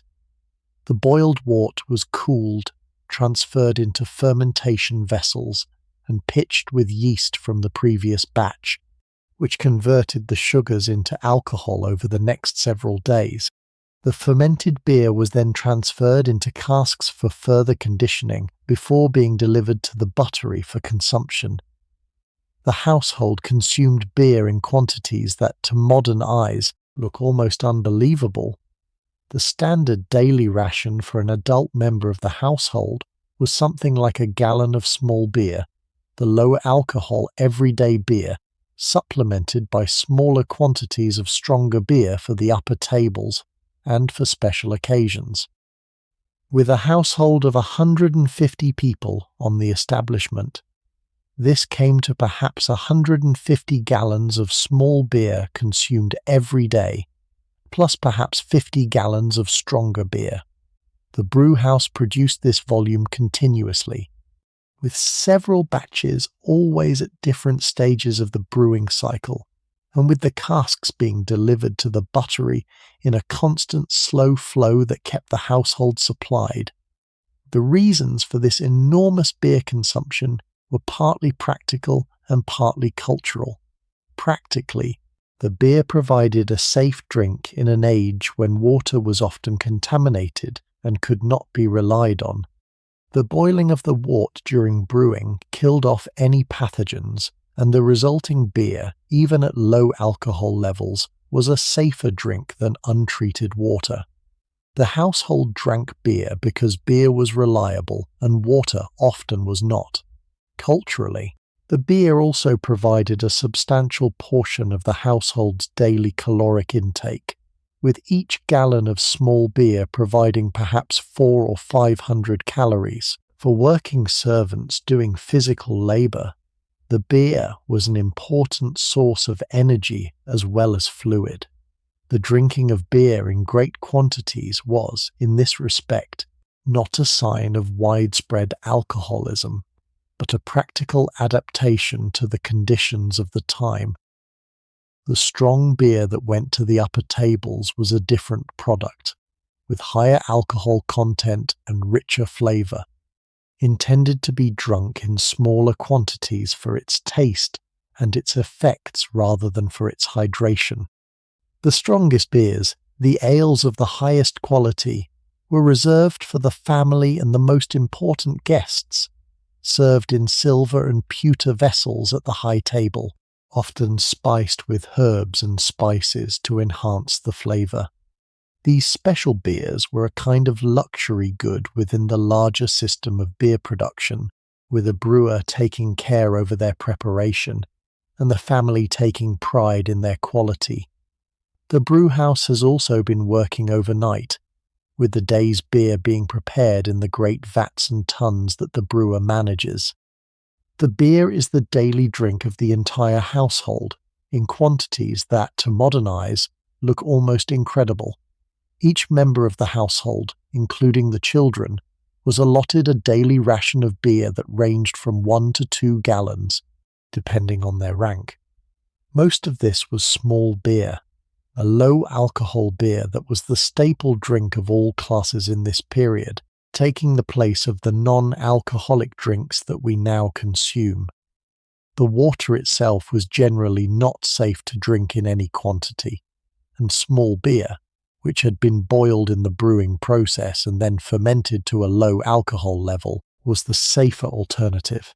The household consumed enormous quantities of small beer, and the brewhouse worked continuously to keep up with demand. By 8 or 9 in the morning, the kitchen is fully operational. The fires are at working temperature. The meats are on the spits, with the turnspit boys settling into their long shifts of slow rotation. The cauldrons are simmering. The bread is in the pantry. The beer is in the buttery. The dishes that will make up the day's dinner are at some stages of preparation throughout the work continues in this pattern throughout the morning. The pace is steady but unhurried. The cooks know how long each dish takes to prepare. They have done this work thousands of times before. They move through their tasks with the practiced efficiency of long experience, with each task completed in turn, and each task feeding into the larger structure of the meal. Around 10 in the morning, the work begins to intensify. The dinner is approaching. The dishes need to be brought into final readiness at the same time, so that they can be served together when the family and the household sit down to eat. The roasts are reaching their final stages on the spits. The sauces are being finished in the saucery. The pottages are being adjusted with their last seasonings. The pies and pastries are being arranged on serving platters. The whole kitchen is moving toward a kind of crescendo, with the streams of work converging on the moment when the meal begins. At 11, the meal is ready. The dishes are being carried out of the kitchen in a procession of servants who have come down from the hall to collect them. The food is taken upstairs through the passages that connect the kitchen complex to the main house, into the great hall where the family and the household will eat. The kitchen, suddenly, is quiet. The cooks have paused. The work of producing the dinner is, for the moment, finished. The work of producing the supper has not yet begun. This pause, in the middle of the day, is the closest thing to a break that the kitchen staff get. They eat their own meal, in shifts, at one of the working tables in the corner of the kitchen. The food they eat is what is left over from the dinner, plus whatever the kitchen prepared specifically for the staff. It is generally simpler than what was served upstairs, but it is substantial, with bread and pottage and meat and beer in adequate quantities. The staff eat quickly, in the way that working people eat when they know they have a limited time and a great deal of work still ahead of them. They sit on the benches that line the working tables. They drink their small beer from horn cups. They speak in the low tones of people who have been working hard for hours and who are tired. They are, for 30 or 40 minutes, more or less still, in a way that the kitchen has not been since before dawn. Then the work begins again.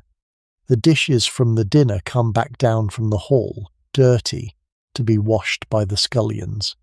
The fires are stoked back up. The new preparations for the supper begin. The meat for the evening's roasts is brought up from the larder. The cauldrons are cleaned out and refilled. The master cook reviews the menu for the supper with the yeoman cook.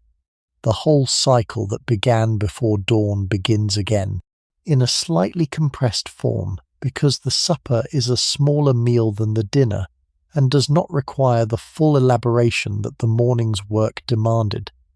The supper is served around 5 or 6 in the afternoon.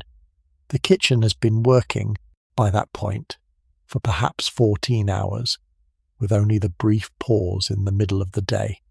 The cooks are tired. The fires have been burning all day.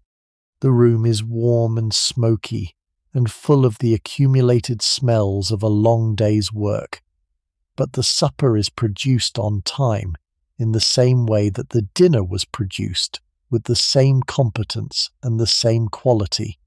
After the supper, the work begins to wind down.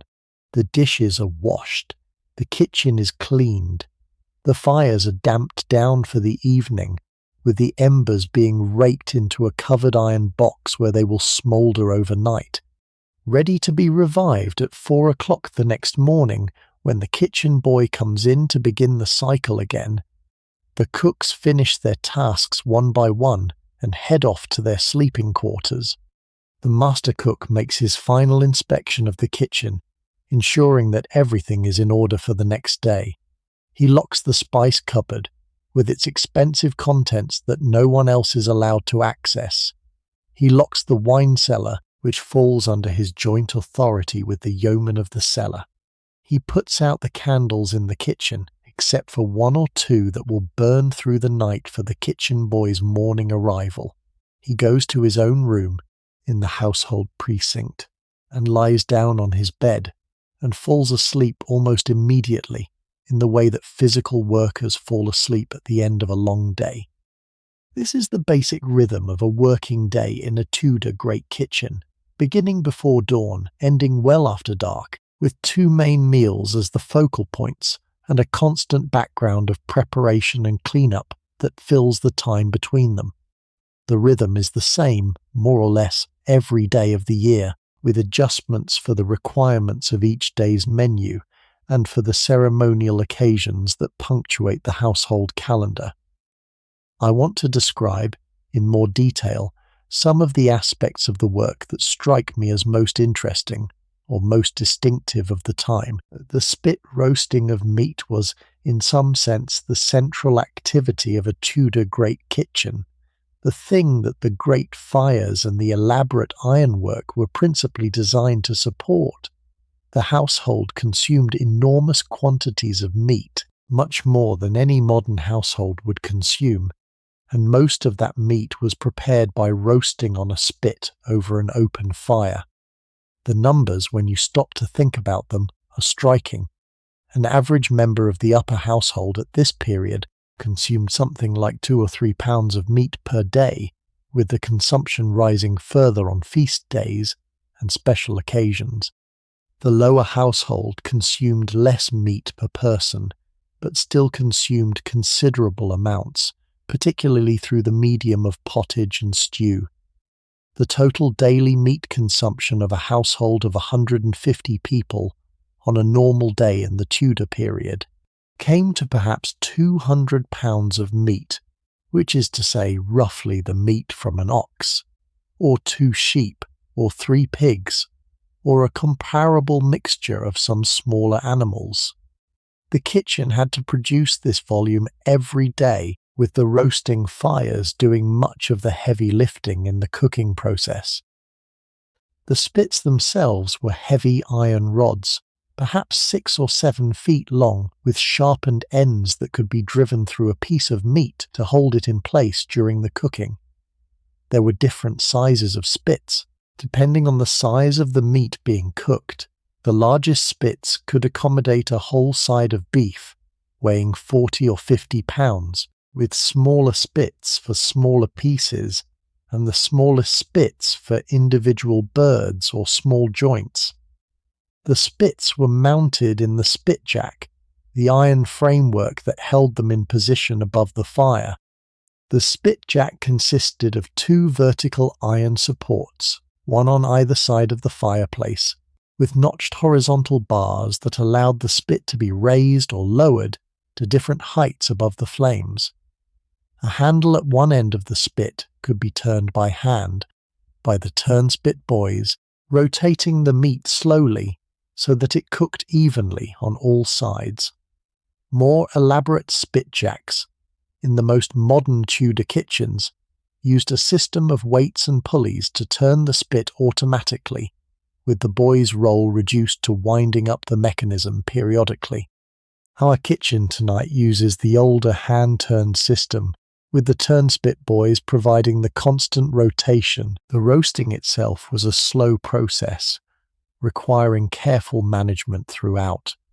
The meat was placed on the spit and started over a low fire to begin the cooking gently without burning the outside before the inside was done.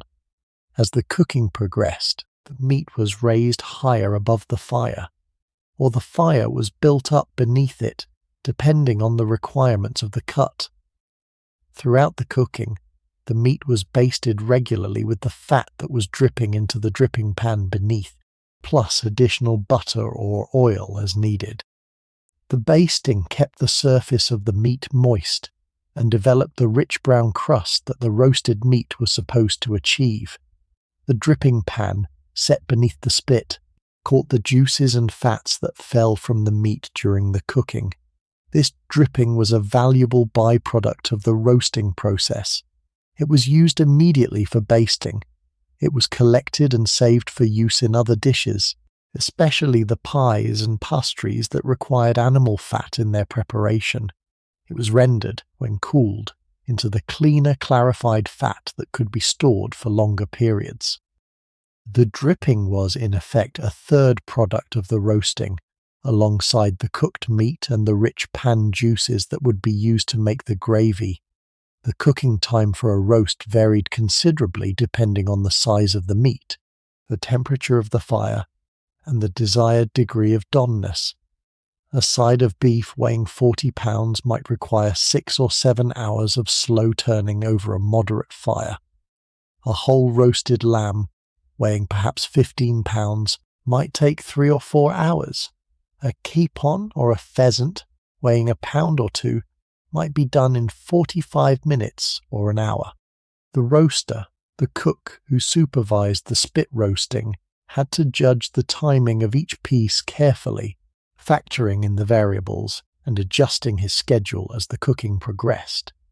The doneness of the meat was judged by some traditional means. The most reliable was simply experience. An experienced roaster could tell, by the look of the meat, by the sound of the dripping, by the smell of the cooking, whether a piece was approaching readiness. He could also test the meat directly by piercing it with a thin metal skewer and observing the colour of the juices that came out, or by pressing the surface and feeling its springiness. The internal thermometer that we now consider essential for accurate cooking did not exist in the Tudor period. The judgments were made entirely by experienced observation.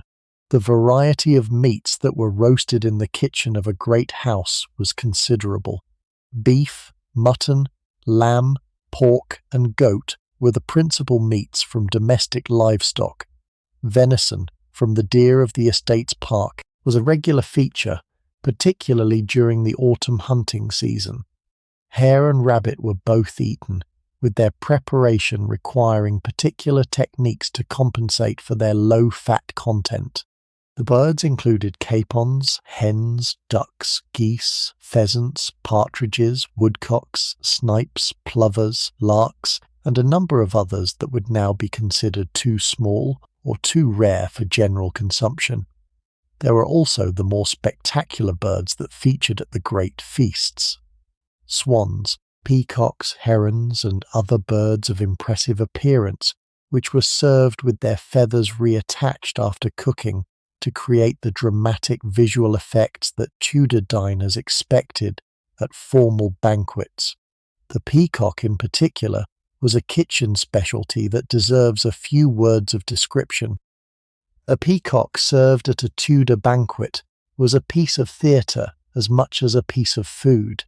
The bird was killed and plucked, with the feathers carefully preserved. The body was roasted in the standard way. After roasting, the bird was reassembled, with the feathers reattached to the cooked carcass, and the head and neck propped up to look as if the bird was still alive. The result, when carried into the great hall on a platter, was a fully feathered peacock, looking almost ready to walk away, with the actual edible meat hidden beneath the spectacular plumage. The bird was carved at the table by the carver, with the feathers being removed as the carving progressed, revealing the cooked meat beneath. The whole performance was a piece of food theatre that delighted Tudor diners, and that was repeated, in several forms, at any great feast where a peacock was served. The same approach was used for swans, which were a more common feast bird than peacocks. A swan was easier to source, particularly for a household that had access to the swans of the Thames or of one of the other royal waters where swan keeping was permitted. The swan was prepared in the same theatrical way as the peacock, with the white feathers reattached after roasting, and the head and neck arranged in a lifelike pose. The swan was, by Tudor standards, a particularly festive dish, served at the most elaborate occasions and admired as much for the visual spectacle as for the meat itself.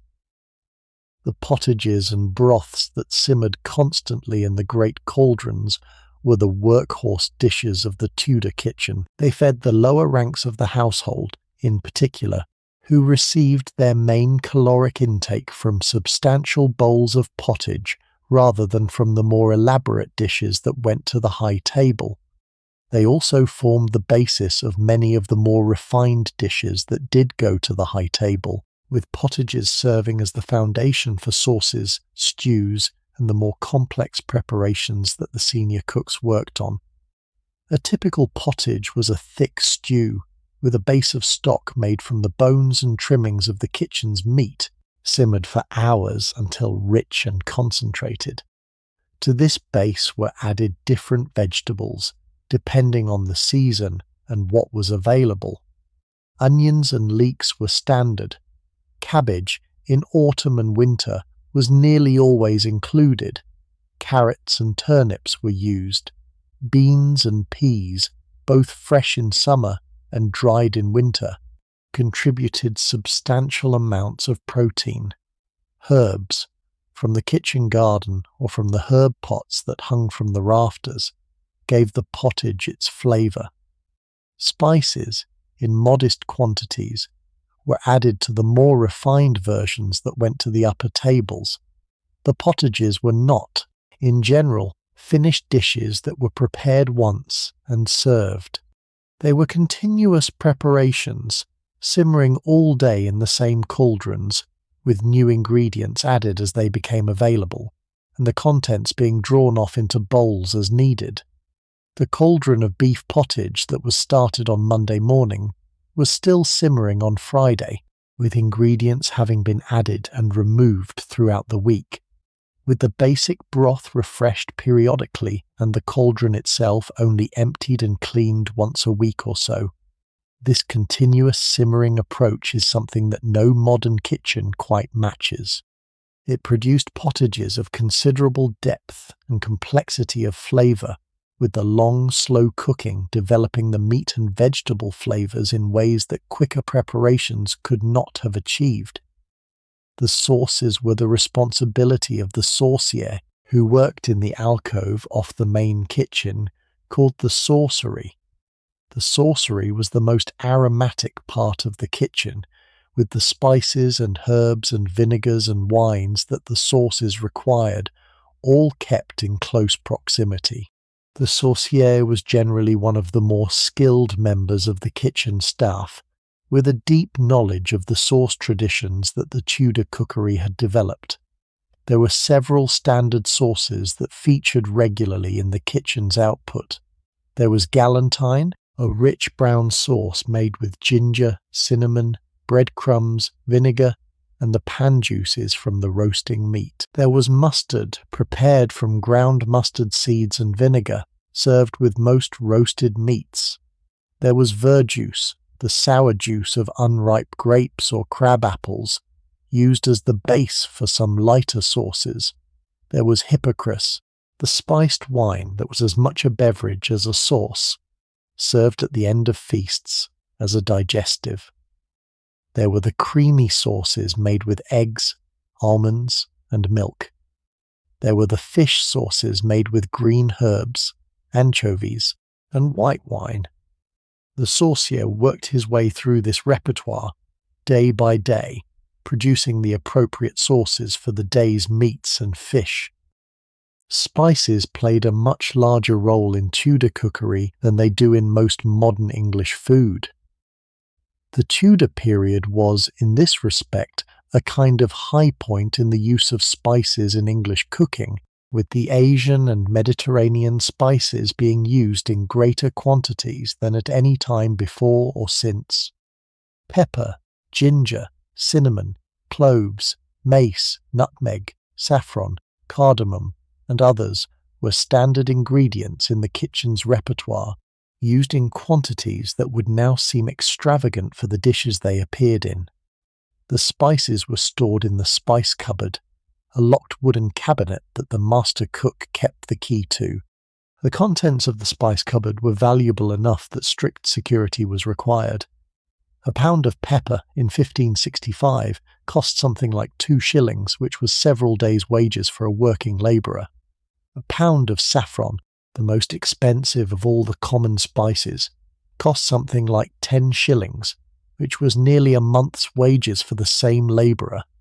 The spice cupboard, in the kitchen of a great house, contained perhaps 50 pounds of some spices in total, with a market value that by modern standards would be in the thousands of pounds.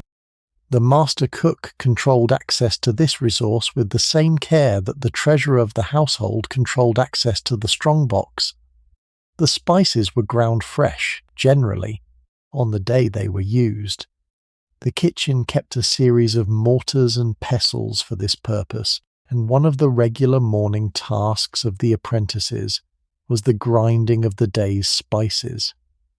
The freshly ground spices had a much stronger flavour than spices that had been ground and stored, and the practice of grinding fresh was one of the secrets of the rich, complex flavours that Tudor cookery achieved. The smell of freshly ground spices, drifting from the saucery into the main kitchen, was one of the most pleasant aspects of the working day, and one of the smells that anyone who had spent time in a Tudor kitchen would always remember. Sugar, which we now think of as a basic ingredient rather than a spice, was treated in the Tudor period as one of the more valuable spices, kept in the same locked cupboard, and dispensed with the same care. Sugar was a recent introduction to English cooking, having become widely available only in the previous century, and it was still expensive enough that it was used principally in dishes for the upper tables, rather than in the daily food of the household. The master cook used sugar in moderation, sweetening sauces and adding it to some baked dishes, with the more elaborate sugar work, the marchpane and the subtleties and the candied fruits, being reserved for special occasions. The cookbooks of the Tudor period are worth a brief description, because they give us our best surviving evidence of what the kitchens actually produced and how the cooking was actually done. The medieval cookbooks, written for the kitchens of the great houses of the 14th and 15th centuries, formed the foundation of the tradition. The most famous of these, the Forme of Cury, was compiled in the late 14th century by the master cooks of King Richard II and gives us a detailed picture of the high cuisine of the late medieval English court. The Tudor period saw the publication of several new cookbooks that built on this medieval foundation, with books appearing in print as the printing trade developed in the 16th century. The first English cookbook printed in English, rather than Latin or French, was a Boke of Cokery, published anonymously in 1500. It was followed over the course of the 16th century by other cookbooks, including the much reprinted A Proper New Book of Cokerie, which appeared around 1545 and which served as a standard reference for many great house kitchens through the Tudor period. Later in the century, Thomas Dawson's The Good Huswife's Jewel, published in 1585, would become an even more influential cookbook with detailed recipes for the dishes that the period favoured. The master cook in our kitchen tonight has copies of several of these cookbooks. They are kept in his own room, in a wooden chest along with his other personal possessions. He consults them periodically, especially when he is planning a special occasion, or when he wants to refresh his memory on a dish he has not made for some time. The cookbooks, however, are not the principal source of his knowledge. The principal source of his knowledge is his own experience and the long oral tradition that he has been part of since he began his apprenticeship 40 years earlier. The cookbooks are a useful supplement to this oral tradition, but they are not its replacement. The actual practice of the kitchen is carried in the heads and hands of the cooks themselves, and the cookbooks are a kind of secondary record of practices that the cooks already know. The recipes in the cookbooks are written in a style that the modern reader finds on first encounter somewhat strange. They are typically brief, sometimes just a few sentences, with little detail on quantities or timings or techniques. They assume that the reader is already an experienced cook who knows how to interpret the basic instructions. A recipe for a typical pottage, for example, might say something like, "Take mutton and cut it small, set it on the fire with water, add onions and herbs, season with pepper and salt, and let it simmer until tender." There is no specification of how much mutton, how much water, how many onions, how much pepper, or how long to simmer. The cook is expected to know these things, or to learn them by trying the recipe and adjusting. This brevity in the cookbooks reflects the way the trade actually worked. The cooks did not need detailed recipes because they had been trained over years of apprenticeship in the basic techniques and proportions of the cookery they practiced. The cookbooks served as memory aids, reminders of dishes that the cooks could already produce, rather than as instructional materials for inexperienced cooks. The transmission of cookery knowledge was, in this respect, primarily oral and practical, with the written tradition serving as a secondary support to the main work of cooking. Marchpane, which is the older English word for what we now call marzipan, was one of the Tudor specialty dishes that has come down to us in something close to its original form. It was made from ground almonds and sugar, mixed with rose water, and worked into a pliable paste that could be shaped, moulded, gilded, and decorated in elaborate ways.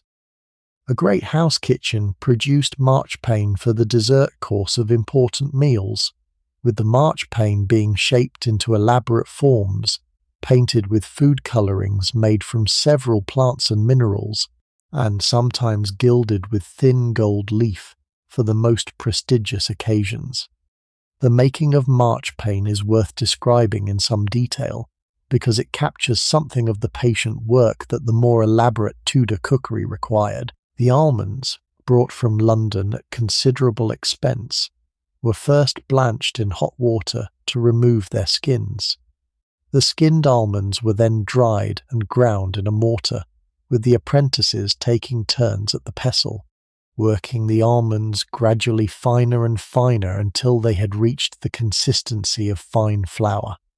This grinding alone could take an hour or more for a single batch of marchpane, with the work being slow and demanding because mechanical grinders for almonds did not exist in this period. The fine almond flour was then mixed with an equal weight of fine white sugar, also bought from London, and bound together with rose water that the still room had distilled from the rose petals of the previous summer's roses. The resulting paste, the marchpane in its raw form, was a pliable substance with the consistency of soft clay, sweet, fragrant, and capable of being worked into any shape that the cook could imagine.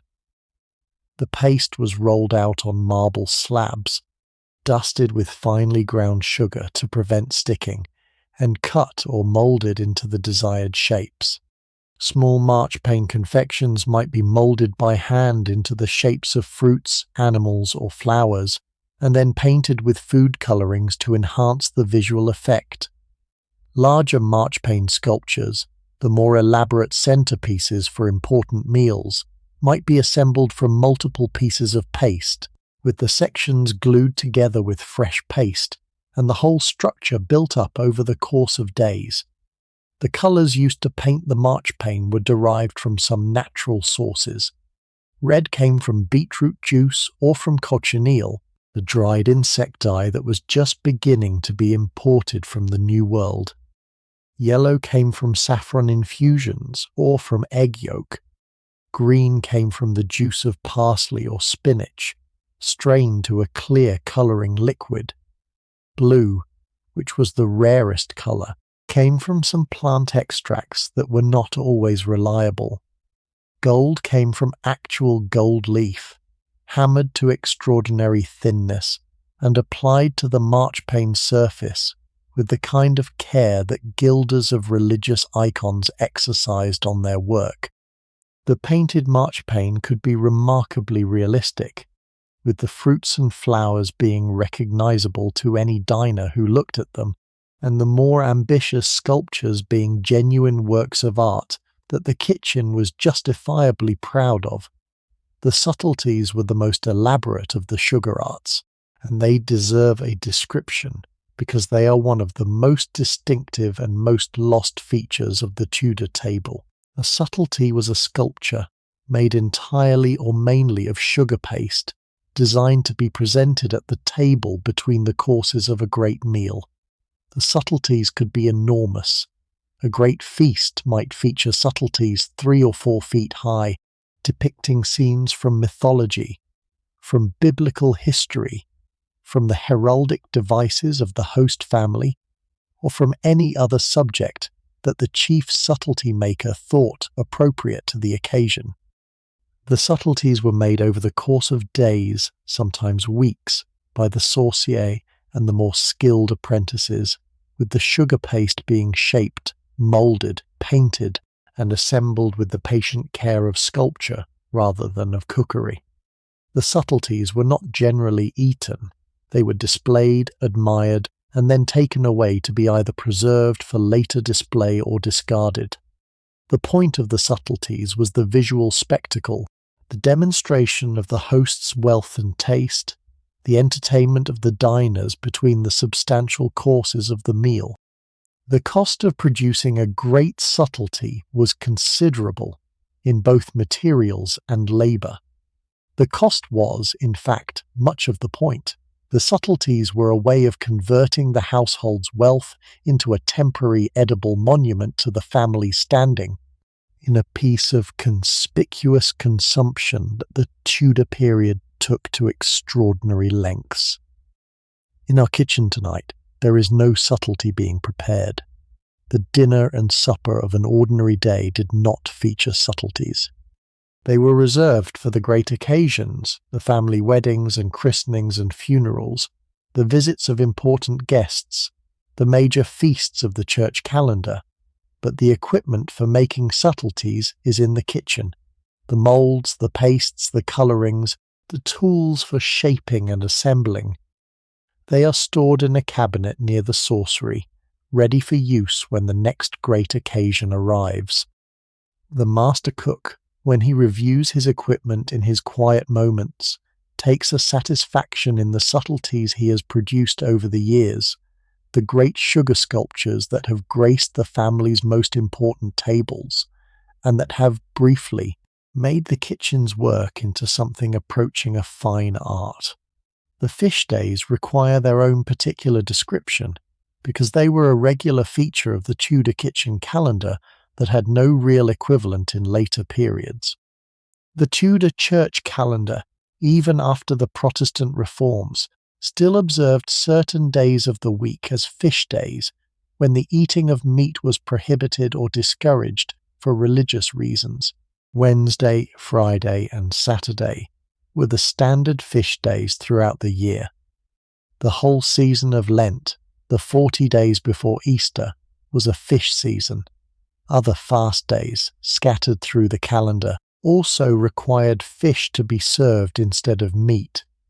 Before I describe the fish days in detail, I want to talk about where all the food came from in the first place.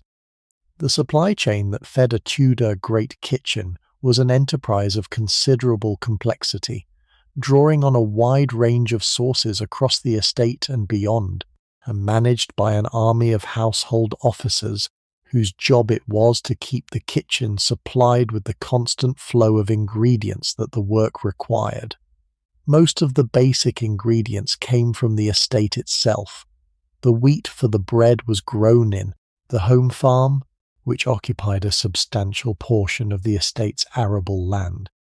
The home farm was managed by the bailiff of the husbandry, who reported directly to the steward, and who oversaw a workforce of perhaps 40 agricultural labourers who did the actual farming. The wheat was harvested in late summer, threshed in the autumn, and stored in the granary until needed, with the bakehouse drawing on the granary for its daily flour supply. The malting barley for the brewhouse was grown on the same farm, processed in the same way, and stored in the same granary, with the brewhouse drawing its own daily supply. The meat came from several sources. The household's own livestock provided much of it. There were perhaps 200 sheep on the estate, providing the regular supply of mutton and lamb.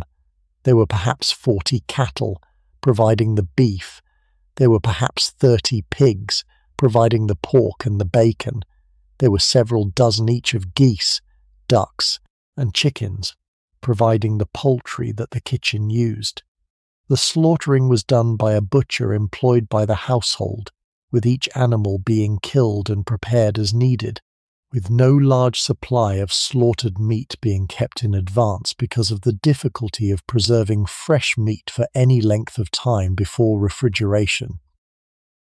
The deer for the venison came from the estate's deer park, a substantial enclosed area of perhaps 200 acres that was stocked with both red deer and fallow deer. The deer were managed as a hunting reserve, with the family riding out periodically to hunt them and the gamekeeper, an officer of the estate, overseeing their welfare. The kitchen received venison after each successful hunt, with the meat being either consumed fresh or preserved by salting and smoking for later use. The venison was a luxury food, associated with the family's status as a landowning gentry family, and its presence at the table was a signal of the family's standing in the local community. The game birds came from the estate's woods and fields. Pheasants, partridges, woodcocks, snipes, plovers, and other birds were taken by the gamekeeper and his assistants throughout the autumn and winter, with the kitchen receiving a regular supply of game during the appropriate seasons. The hare and rabbit came from the same sources, with the rabbits being raised in a managed warren that produced a supply throughout the year. The fresh fish came from the estate's fish ponds, a series of artificial ponds that had been excavated in the lower meadows below the house and stocked with carp, pike, tench, and other freshwater fish. The fish ponds were a feature of every great house of the time, providing a controlled source of fresh fish that did not depend on the unreliable supply chain from the coast. The fish ponds were managed by another particular officer of the estate, the fisher, whose job it was to oversee the breeding, feeding, and harvesting of the fish, and to deliver the daily catch to the kitchen. The vegetables came from the kitchen garden, a substantial walled enclosure that lay between the kitchen building and the orchards beyond. The kitchen garden, perhaps 2 acres in area, was managed by the gardener and his small team of labourers, who grew the vegetables and herbs that the kitchen required throughout the year. The garden produced cabbages, leeks, onions, garlic, parsnips, carrots, turnips, peas, beans, lettuces, and other vegetables in seasonal succession. It also produced the herbs, Both the culinary herbs like thyme, sage, parsley, and mint, and the more elaborate herbs that the kitchen used for the medicinal and flavouring purposes that the period favoured. The orchards beyond the kitchen garden produced the fruit. There were apple trees, pear trees, cherry trees, plum trees, and quince trees in significant numbers. The apples and pears were the most important, providing the main fruit supply for the autumn and winter, with the apples being stored in the apple loft above the kitchen and used throughout the cold months. There were also some soft fruits, including strawberries, raspberries, and gooseberries, grown in the kitchen garden in their respective seasons. The fruits were used fresh in season and preserved through the winter in different forms, with the gardener's wife, who managed the still room, taking the lead on the preserving work. The dairy produced the butter, the cheese, and the milk that the kitchen used in its preparations. The dairy was a separate small building attached to the kitchen complex, but with its own staff of dairymaids who managed the work. The dairy was the principal female workspace within the kitchen complex, with women handling the milking, the butter making, and the cheese making in a tradition that had associated dairy work with women for as long as anyone could remember. The estate's cattle were milked twice a day, with the milk being immediately processed in the dairy. Some of the milk was set aside for fresh consumption. Some was made into butter by the slow churning that the dairymaids did in the great wooden churns that the dairy maintained. Some was made into cheese in forms, with the cheeses being aged in the cheese room above the dairy and the older cheeses being brought out for consumption when they had matured to the right state. The still room, attached to the dairy and managed by the gardener's wife, was where the preserves, conserves, candies, and waters were prepared. The still room work was almost entirely done by women in a tradition that paralleled the male-dominated kitchen, but that operated with considerable independence. The still room produced the jams, the jellies, the marmalades, the preserved fruits, the candied flowers, the perfumed waters, the medicinal infusions, and the other delicate preparations that the household required throughout the year. The work was generally less hectic than the work in the main kitchen, but it required considerable skill, and the gardener's wife, who had managed the still room for 30 years, was one of the more respected figures in the household precinct, with a status that, although technically subordinate to the master cook, was effectively independent within her own domain. The honey came from the estate's beehives, kept by the beekeeper in a hive yard at the edge of the orchards. The honey was an important sweetener, particularly before sugar became more widely available, and even with the increasing availability of sugar in the Tudor period, honey remained a significant ingredient in the kitchen's repertoire. The beeswax, a byproduct of the honey production, was used for the household's candles, with the higher quality beeswax candles burning in the family's rooms and the more numerous tallow candles made from rendered animal fat burning everywhere else. The salt, the pepper, the spices, the sugar, the wine, and other ingredients that could not be produced on the estate had to be purchased from outside suppliers. This was the responsibility of the steward and his deputies, who managed the household's external supply contracts. The salt was bought in considerable quantities, both for direct cooking use and for the preservation of meat and fish. The pepper, the spices, and the sugar came from the London merchants who specialised in imported goods, with deliveries arriving every few weeks by the carrier service that connected the estate to the capital. The wine came from the same London merchants, with the household maintaining accounts with several different wine merchants who supplied the wines that the family preferred. The total annual cost of these external purchases was substantial, perhaps £300 or £400 a year, representing one of the larger budget lines in the household accounts. There was also the marketing that took place at the local market town, perhaps 5 miles from the estate on the weekly market day. The master cook, or one of his deputies, attended the market regularly to purchase the items that were not available from the estate's own production, but that were available from local sources. Fresh sea fish, brought up from the coast, was the most important of these. Some specialty cheeses from particular cheese-making regions, particular cuts of meat from the local butcher, fruits and vegetables from neighbouring estates that produced surpluses for sale. The marketing trip was a regular feature of the kitchen's operations, the cook returning each market day with whatever the day's purchases had yielded.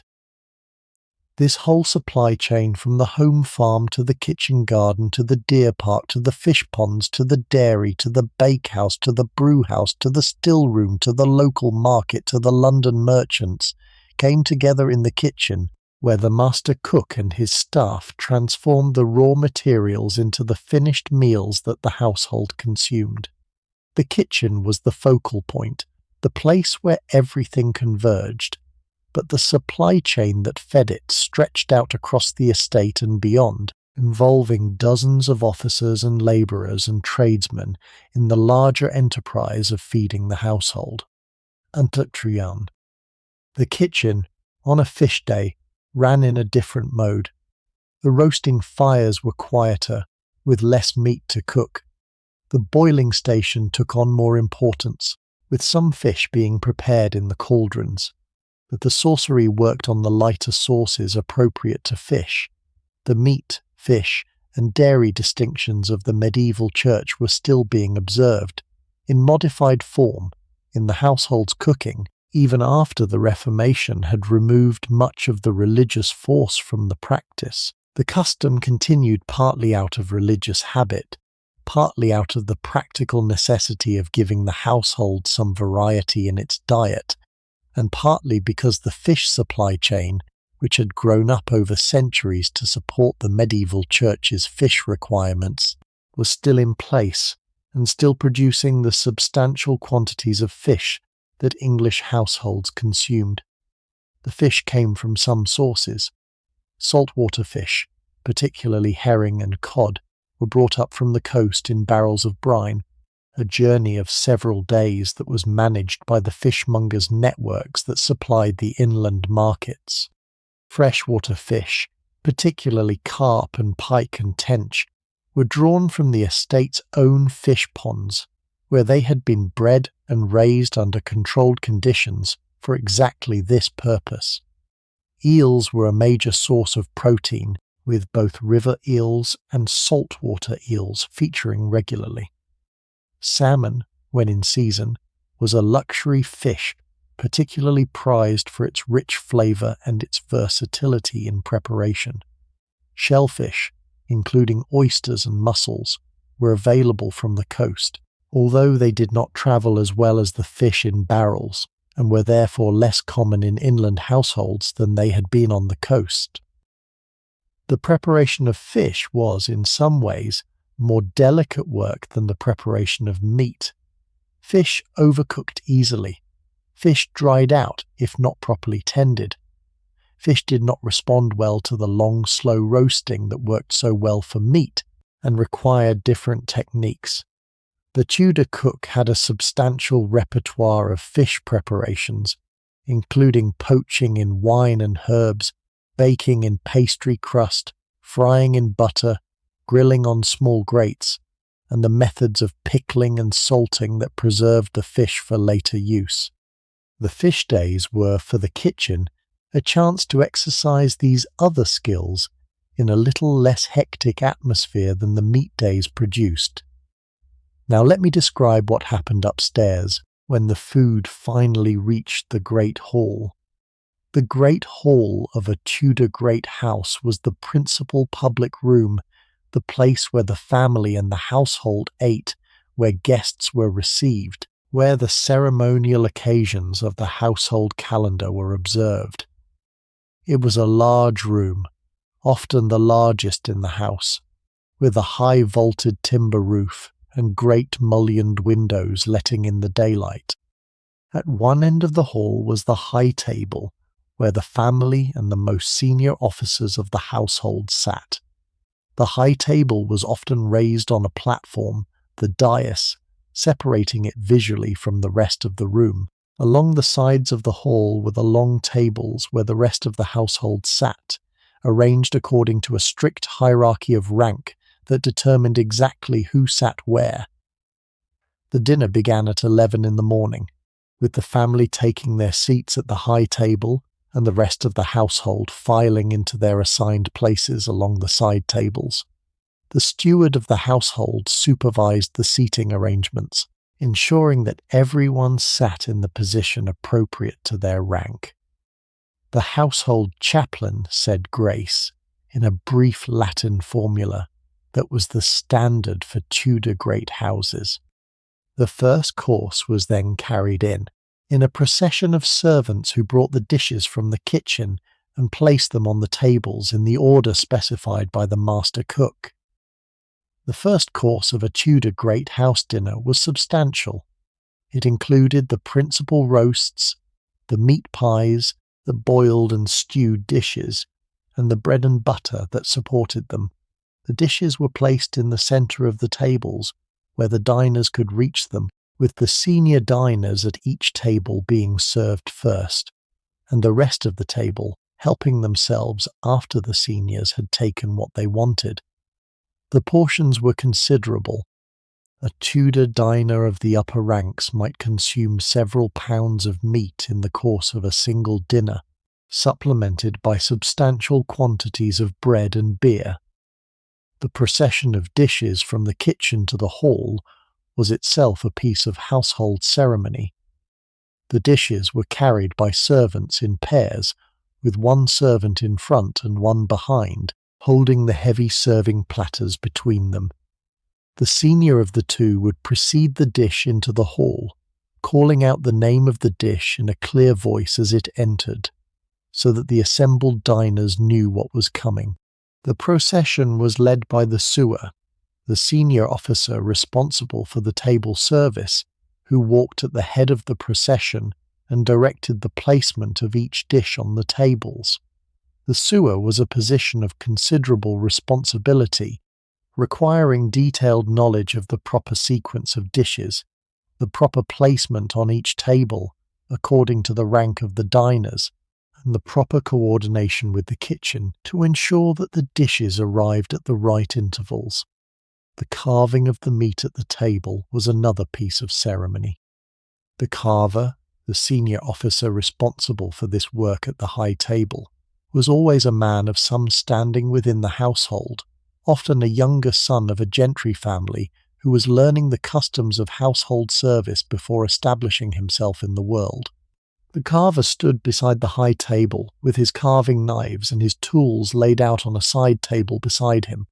He approached each major piece of meat as it was placed on the high table, made a formal bow to the senior diner, and then proceeded to carve the meat into appropriate portions for serving. The carving itself was done with elaborate technique, with particular cuts being made for particular meats, and with the carver demonstrating the skill of his trade through the precision of his work. The carved portions were then served by the sewer to the diners, with the most prestigious portions, the choice cuts going to the most senior diners, and the lesser portions going to those of lower rank. The pies of the Tudor period deserve particular description, because they were one of the more distinctive dishes that the great kitchens produced. A Tudor pie was not the relatively light pastry-encased dish that we now call a pie. It was a substantial construction with a thick, heavy pastry coffin enclosing a substantial filling that might consist of meat, fish, fruit, or combinations. The pastry was generally not intended to be eaten. It served as a cooking vessel, sealing in the moisture and the flavour during the long baking, and as a serving dish, holding the contents in a presentable form for the table. The actual filling, which is what the diner consumed, could weigh several pounds, with the pie as a whole weighing perhaps 8 or 10 pounds when it left the kitchen. The most spectacular of the pies were the great game pies, made with several combinations of game meat, often featuring whole game birds with their feathers reattached to the surface of the pastry as decoration. There were also the great fruit pies, made with apples or pears or quinces or combinations, with the fruit cooked in spiced syrup before being enclosed in the pastry. There were the savoury pies with combinations of meat, eggs, cheese, and herbs that the kitchen developed for occasions. The pies were served whole at the table, with the carver opening them with a ceremonial cut and serving the contents to the diners. The puddings of the time were another distinctive feature of the table. A Tudor pudding was generally a savoury dish, despite the modern association of the word with sweet desserts. The white pudding, made with breadcrumbs, suet, eggs and spices, boiled or baked into a substantial form, was a regular feature of the household's diet. The black pudding, made with blood from the slaughtered animals, mixed with oats, fat and seasonings, and stuffed into intestines for cooking, was a delicacy that the household consumed in considerable quantities, especially after the autumn slaughtering when fresh blood was available. There were also the sweet puddings, made with milk, eggs, sugar, and dried fruits, baked or boiled and served at the end of the meal. The custards were a Tudor specialty that has survived, in modified form, into modern English cookery. A Tudor custard was made with eggs, milk or cream, sugar, and different flavourings, baked in a shallow pastry crust until the egg mixture had set into a rich, smooth filling. The custards could be flavoured with rosewater, with saffron, with the fruit syrups that the kitchen produced, or with the spices that the period favoured. They were served either as a dish in their own right or as part of the sweet course at the end of the meal.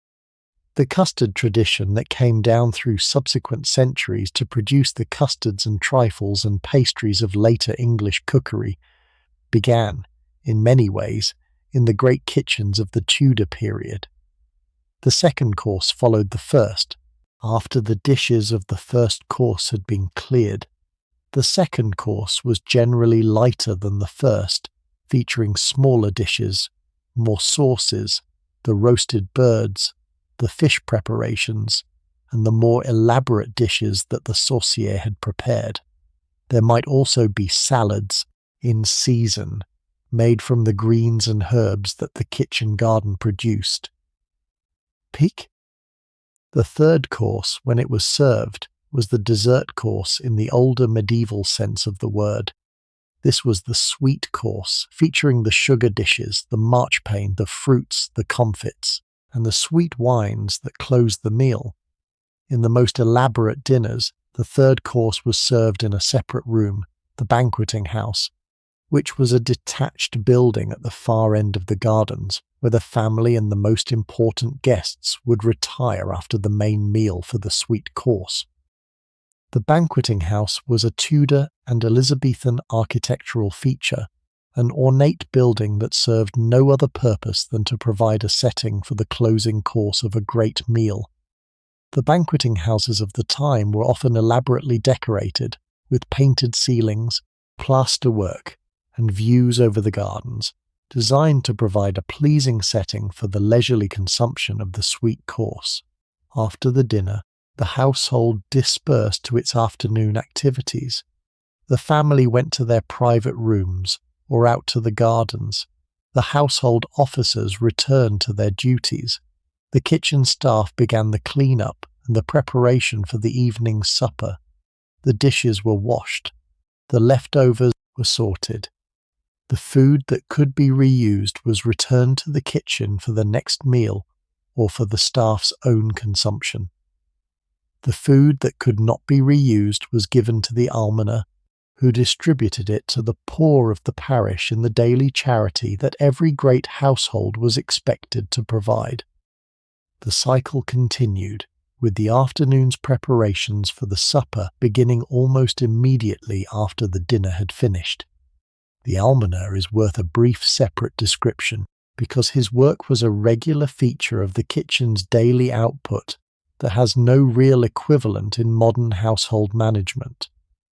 The almoner was a household officer, often a clergyman, whose particular responsibility was the management of the household's charitable distribution.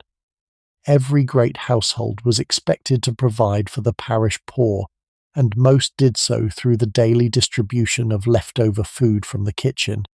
The almoner, with his small staff, collected the leftovers after each meal, sorted them according to type and condition, and handed them out at the kitchen door to people from the parish who had come to receive them. They came every day in small groups to wait at the kitchen door for the distribution. They were a recognized part of the household's daily life, with their faces familiar to the kitchen staff who had been distributing to them for years. There were elderly widows with no other source of support who depended on the daily distribution for their basic sustenance. There were disabled parishioners who could not work and who relied on the charity of the great houses for their food. There were the temporarily unfortunate who had fallen on hard times through illness or accident, and who needed support until they could re-establish themselves. There were the children, sent by their parents to collect what they could for the family table. The almoner knew most of them by name, knew their circumstances, knew what each of them needed from the day's distribution. The food they received was substantial. The leftovers from a great house's daily meals could feed dozens of poor families, especially when the leftovers included substantial portions of meat and bread that the household had not consumed. The poor ate in this respect very much the same food that the household ate, although in smaller portions and with the less desirable cuts. The system, in its working, provided a real safety net for the poor of the parish, distributing food that would otherwise have been wasted to people who genuinely needed it. The system was not a substitute for the proper relief of poverty, which was a problem that the Tudor period was only beginning to address through the development of the parish poor laws. But it was a real contribution to the welfare of the local community, and the great houses took some pride in the consistency and quality of the charity they provided. The almoner himself, in our particular household tonight, was a man of about 50, a clergyman of modest means who had taken on the position partly for the stipend it provided, and partly because he genuinely believed in the importance of the charitable work. He had held the position for 15 years, and he knew the parish thoroughly, with a clear sense of who deserved support, who was simply lazy, who was in genuine need, and who was attempting to take advantage of the household's generosity.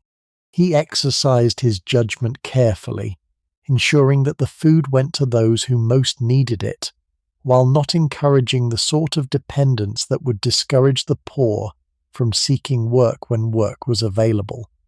The work of the almoner was, in this respect, a kind of social work avant la lettre, with the same kind of judgment and the same kind of compassion that good social workers have brought to similar problems in the centuries since.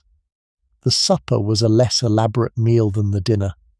It was served around 5 or 6 in the afternoon, well before sunset in summer, and somewhat after sunset in winter.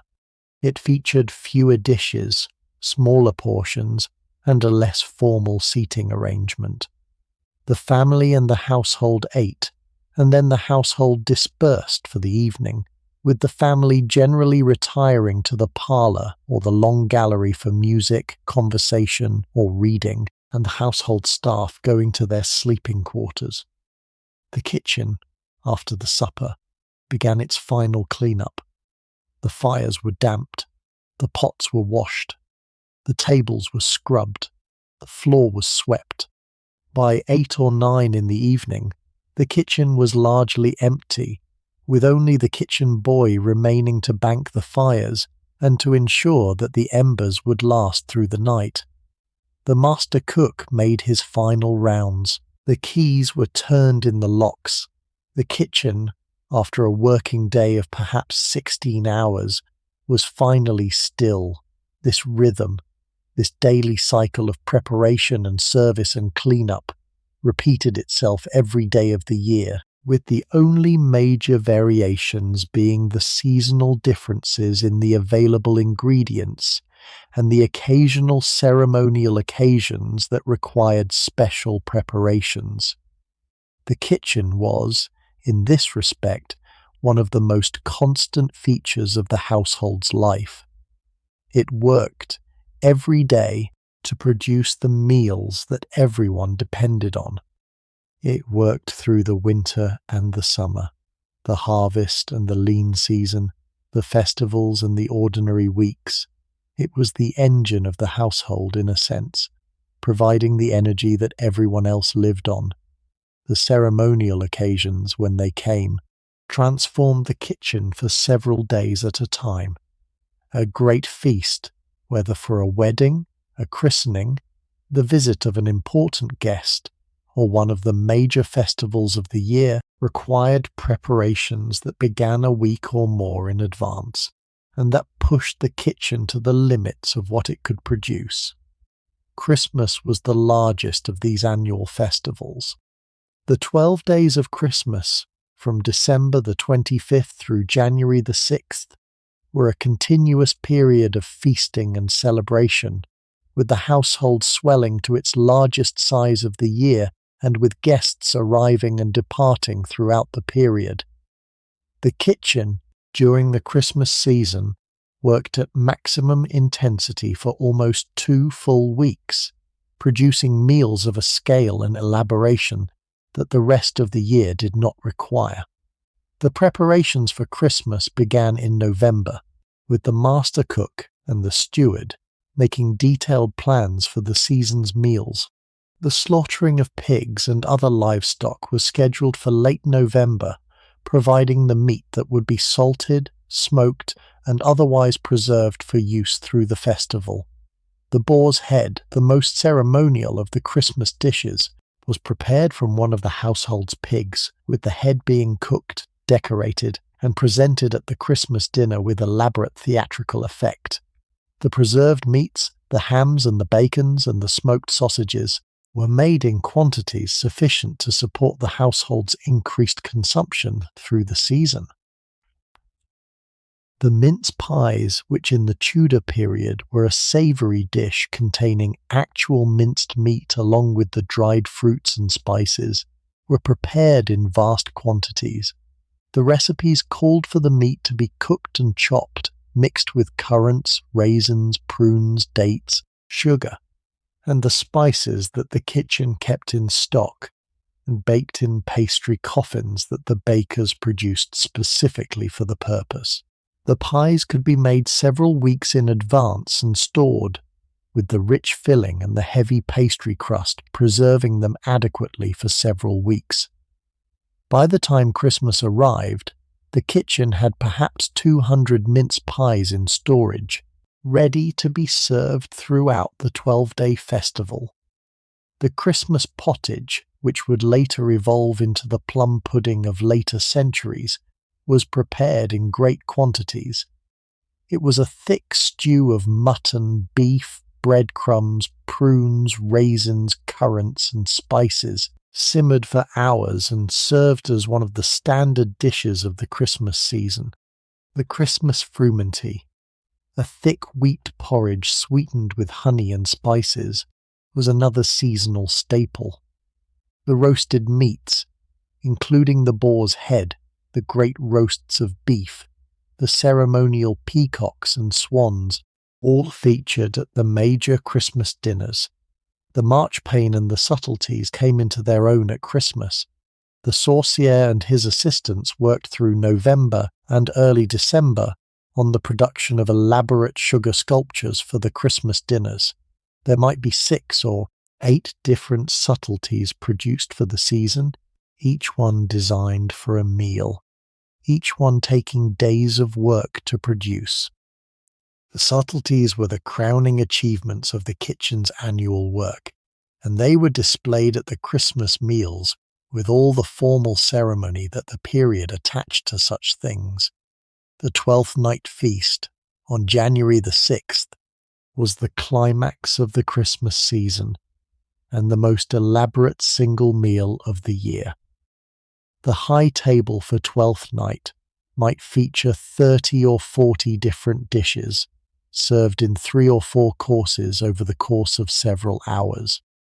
There would be the 12th night cake, a spiced cake with a bean and a pea baked into it, with the bean and the pea designating the king and queen of the bean for the evening's festivities. There would be the ceremonial dishes appropriate to the occasion. There would be the great subtlety, the largest of the season's sugar sculptures, presented as the centerpiece of the dinner table. The whole evening was a piece of theatre as much as a meal, with the kitchen having spent the previous month in preparation for this single climactic occasion. After 12th night, the household returned gradually to its ordinary rhythm.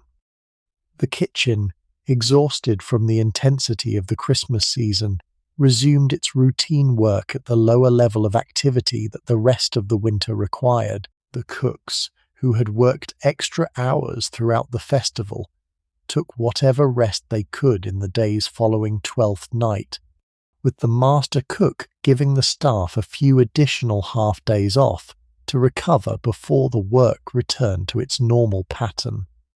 Easter was the next major festival, and the kitchen prepared for it through the long Lenten season that preceded it. Lent was the longest fish season of the year, with 40 days of restricted diet that required the kitchen to produce its full repertoire of fish dishes day after day for nearly 6 weeks. The kitchen, during Lent, focused on the fish preparations and on the meatless dishes that the season required, with the result being a kind of culinary specialization that no other period of the year demanded. The cooks who managed the fish preparations had their own particular skills displayed during this season, and the household, although it ate no meat for the duration of Lent, ate a varied and substantial diet of fish, vegetables, and dairy throughout the season. Easter itself, when it came, was a celebration of the return to meat eating after the long Lenten fast. The Easter dinner featured the most elaborate meat dishes the kitchen could produce, with the family and the household eating with a pleasure after the weeks of fish. The lamb, in particular, was a traditional Easter dish, with the spring lambs being slaughtered for the occasion and roasted with the herbs and spices that the season favoured. The Easter ham, prepared from one of the household's preserved hams, was another traditional dish. The Easter cakes, sweet and spiced, were prepared in quantities sufficient to feed the household and the visitors who came for the festival. There were also the personal celebrations of the family. Weddings, christenings, and funerals all required the kitchen to produce special meals, with the scale and the elaboration depending on the importance of the occasion. A wedding feast for the marriage of one of the family's children might involve preparations of 2 or 3 weeks, with the kitchen producing meals for the days surrounding the wedding itself, and reaching its peak in a great wedding feast that would draw guests from across the county. A christening for one of the family's grandchildren was a smaller occasion but still required special meals on the day itself. A funeral was a more sombre affair, but still required the kitchen to feed the mourners who came for the burial and the funeral feast that followed it. Each of these family events brought the kitchen out of its routine and into a period of heightened activity, with cooks working long hours to produce the special preparations that the occasion called for. The visits of important guests were another category of occasion that the kitchen had to plan for. The arrival of a noble visitor, a senior official of the crown, a member of a related family from another county, all required the kitchen to step up its work and to produce meals that would honour the guest and reflect well on the host family. The master cook, when he was informed of an upcoming visit, would adjust his menus accordingly, including the dishes that the guest was known to favour, and ensuring that the family's reputation for hospitality was upheld through the quality of the table. The most important visits, those of senior nobles or of members of the royal court, could involve preparations comparable to those for a major family event, with the kitchen working at intensified levels for the duration of the visit. These ceremonial occasions, accumulated through the year, gave the kitchen its more theatrical aspect, the side of its work that the modern visitor to a Tudor great house would most readily recognise from contemporary accounts. The great feasts, the elaborate dishes, the subtleties, the peacocks served with their feathers reattached, the wine flowing from elaborate ceremonial vessels. All of this happened, but it happened on perhaps 30 or 40 days of the year out of the 365. The other 325 days were the routine days, with the routine meals, with the kitchen working at its normal level of activity. The theatrical aspect of the work was real, but it was not the typical work. The typical work was the daily production of the dinners and suppers that fed the household through the ordinary year. I want to spend some time talking about the bodies of the people who worked in this kitchen, because the physical effects of the work were considerable, and they shaped the lives of the kitchen staff in ways that are worth attending to. The work was physically demanding to a degree that few modern jobs replicate. The cooks who worked over the fires stood for hours at a time, in temperatures that could reach over 100 degrees Fahrenheit close to the flames. They lifted heavy iron pots and great cuts of meat. They worked with sharp knives in conditions where any slip could result in a serious injury. They breathed smoke and wood smoke and the airborne particles that the kitchen produced. They drank enormous quantities of small beer to replace the fluids they were losing through sweat. They ate their own food in hurried snatches, often standing up, often while continuing to work. The combination of heat, smoke, physical labour, and irregular eating produced a kind of physical wear that showed clearly in the bodies of experienced cooks. The hands of a Tudor cook were perhaps the most distinctive physical marker of the trade. They were rough, with calluses on the palms and the fingertips from years of handling hot pots and sharp knives. They were scarred with the cuts and burns that no kitchen worker could entirely avoid. They were strong, with the developed grip that came from years of lifting heavy iron and chopping with heavy cleavers. They were also often swollen and stiff in the joints, especially in the fingers, from the constant use of the same motions over many years. A cook in his 50s looking at his own hands would see a visual record of his entire working life, with each scar and each callus, and each thickened joint corresponding to some particular incident or some particular long use that the trade had imposed on him. The faces of the cooks were similarly marked. The eyes, narrowed against the smoke and the heat, developed the squint that became a professional indicator. The skin, exposed daily to the heat of the fires, became reddened and thickened over the years. The hair, on the heads of those who had hair, became permeated with the smell of wood smoke that no amount of washing could fully remove. The voices, in the men who had worked the fires for decades, were often somewhat hoarse from the years of breathing smoke, with a kind of catch that made them recognizable across a crowded room. The backs and the legs of the cooks bore their own marks. Years of standing at the working tables and the fires produced characteristic problems with the lower back, with the knees, with the feet. By middle age, most cooks moved with a stiffness, particularly first thing in the morning, that betrayed the cumulative effect of a career in the kitchen. The master cook in our kitchen tonight, at 55, was beginning to feel the effects of his 35 years in the trade. He moved more slowly than the younger cooks. He took more breaks. He sat down, when he could, in a way that the younger staff did not. He was still entirely functional, still entirely competent, but his body was beginning to show the wear, and he knew it. There was also the constant exposure to the small accidents that the kitchen produced. Burns from hot pots and from open flames, cuts from knives and from broken ceramic ware, scalds from steam and from hot liquids, bruises from heavy objects mishandled, strains from lifting things that were too heavy. Most of these were minor, and the cooks dealt with them as a routine part of the working day.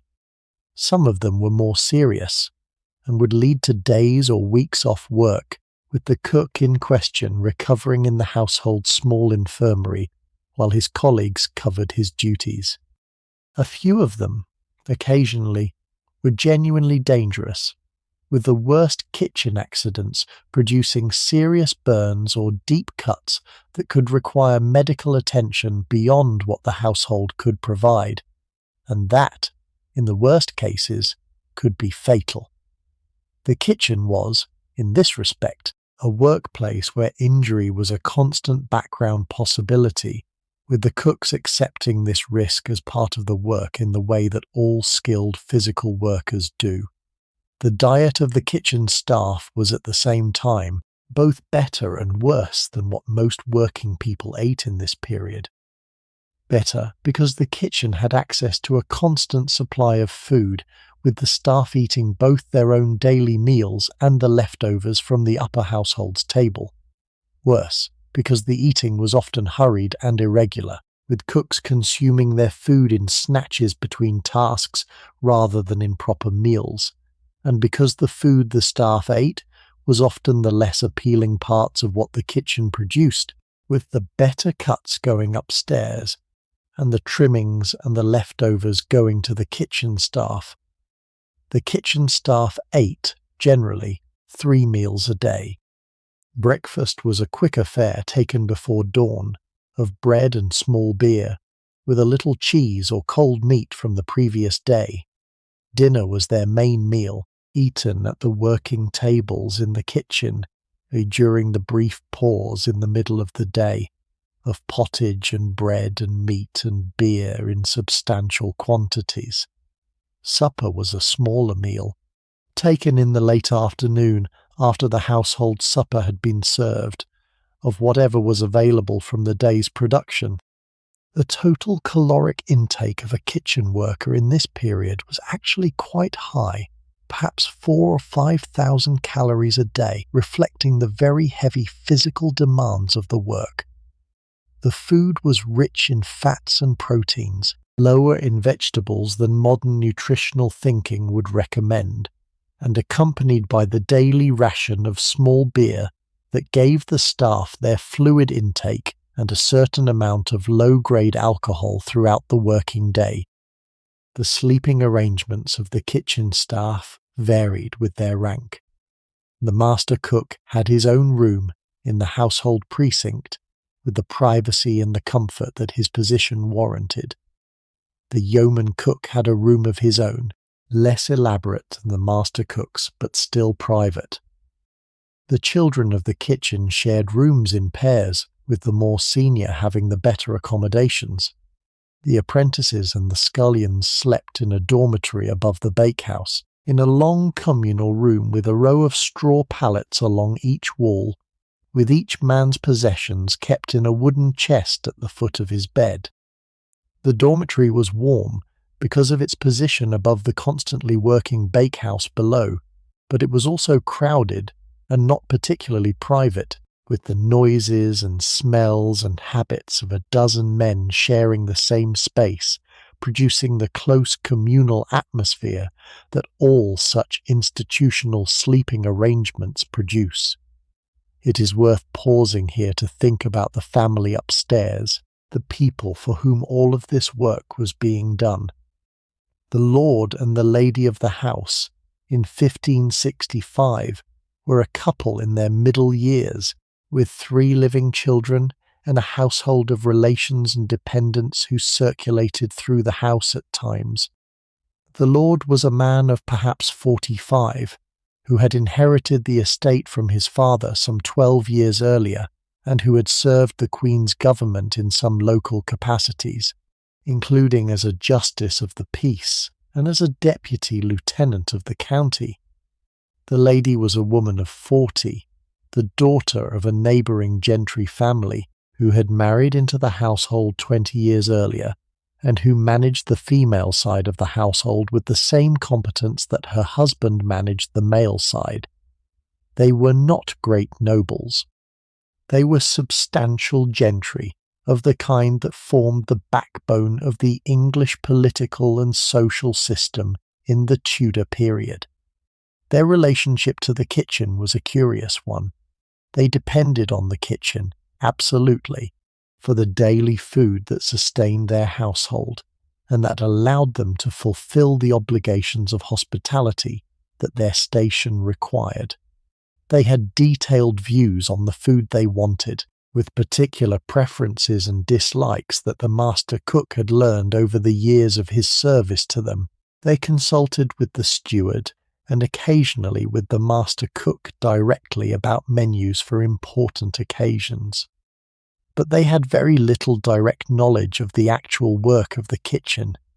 They had probably been into the kitchen perhaps a dozen times in their entire lives, briefly, on particular occasions when something had required their attention.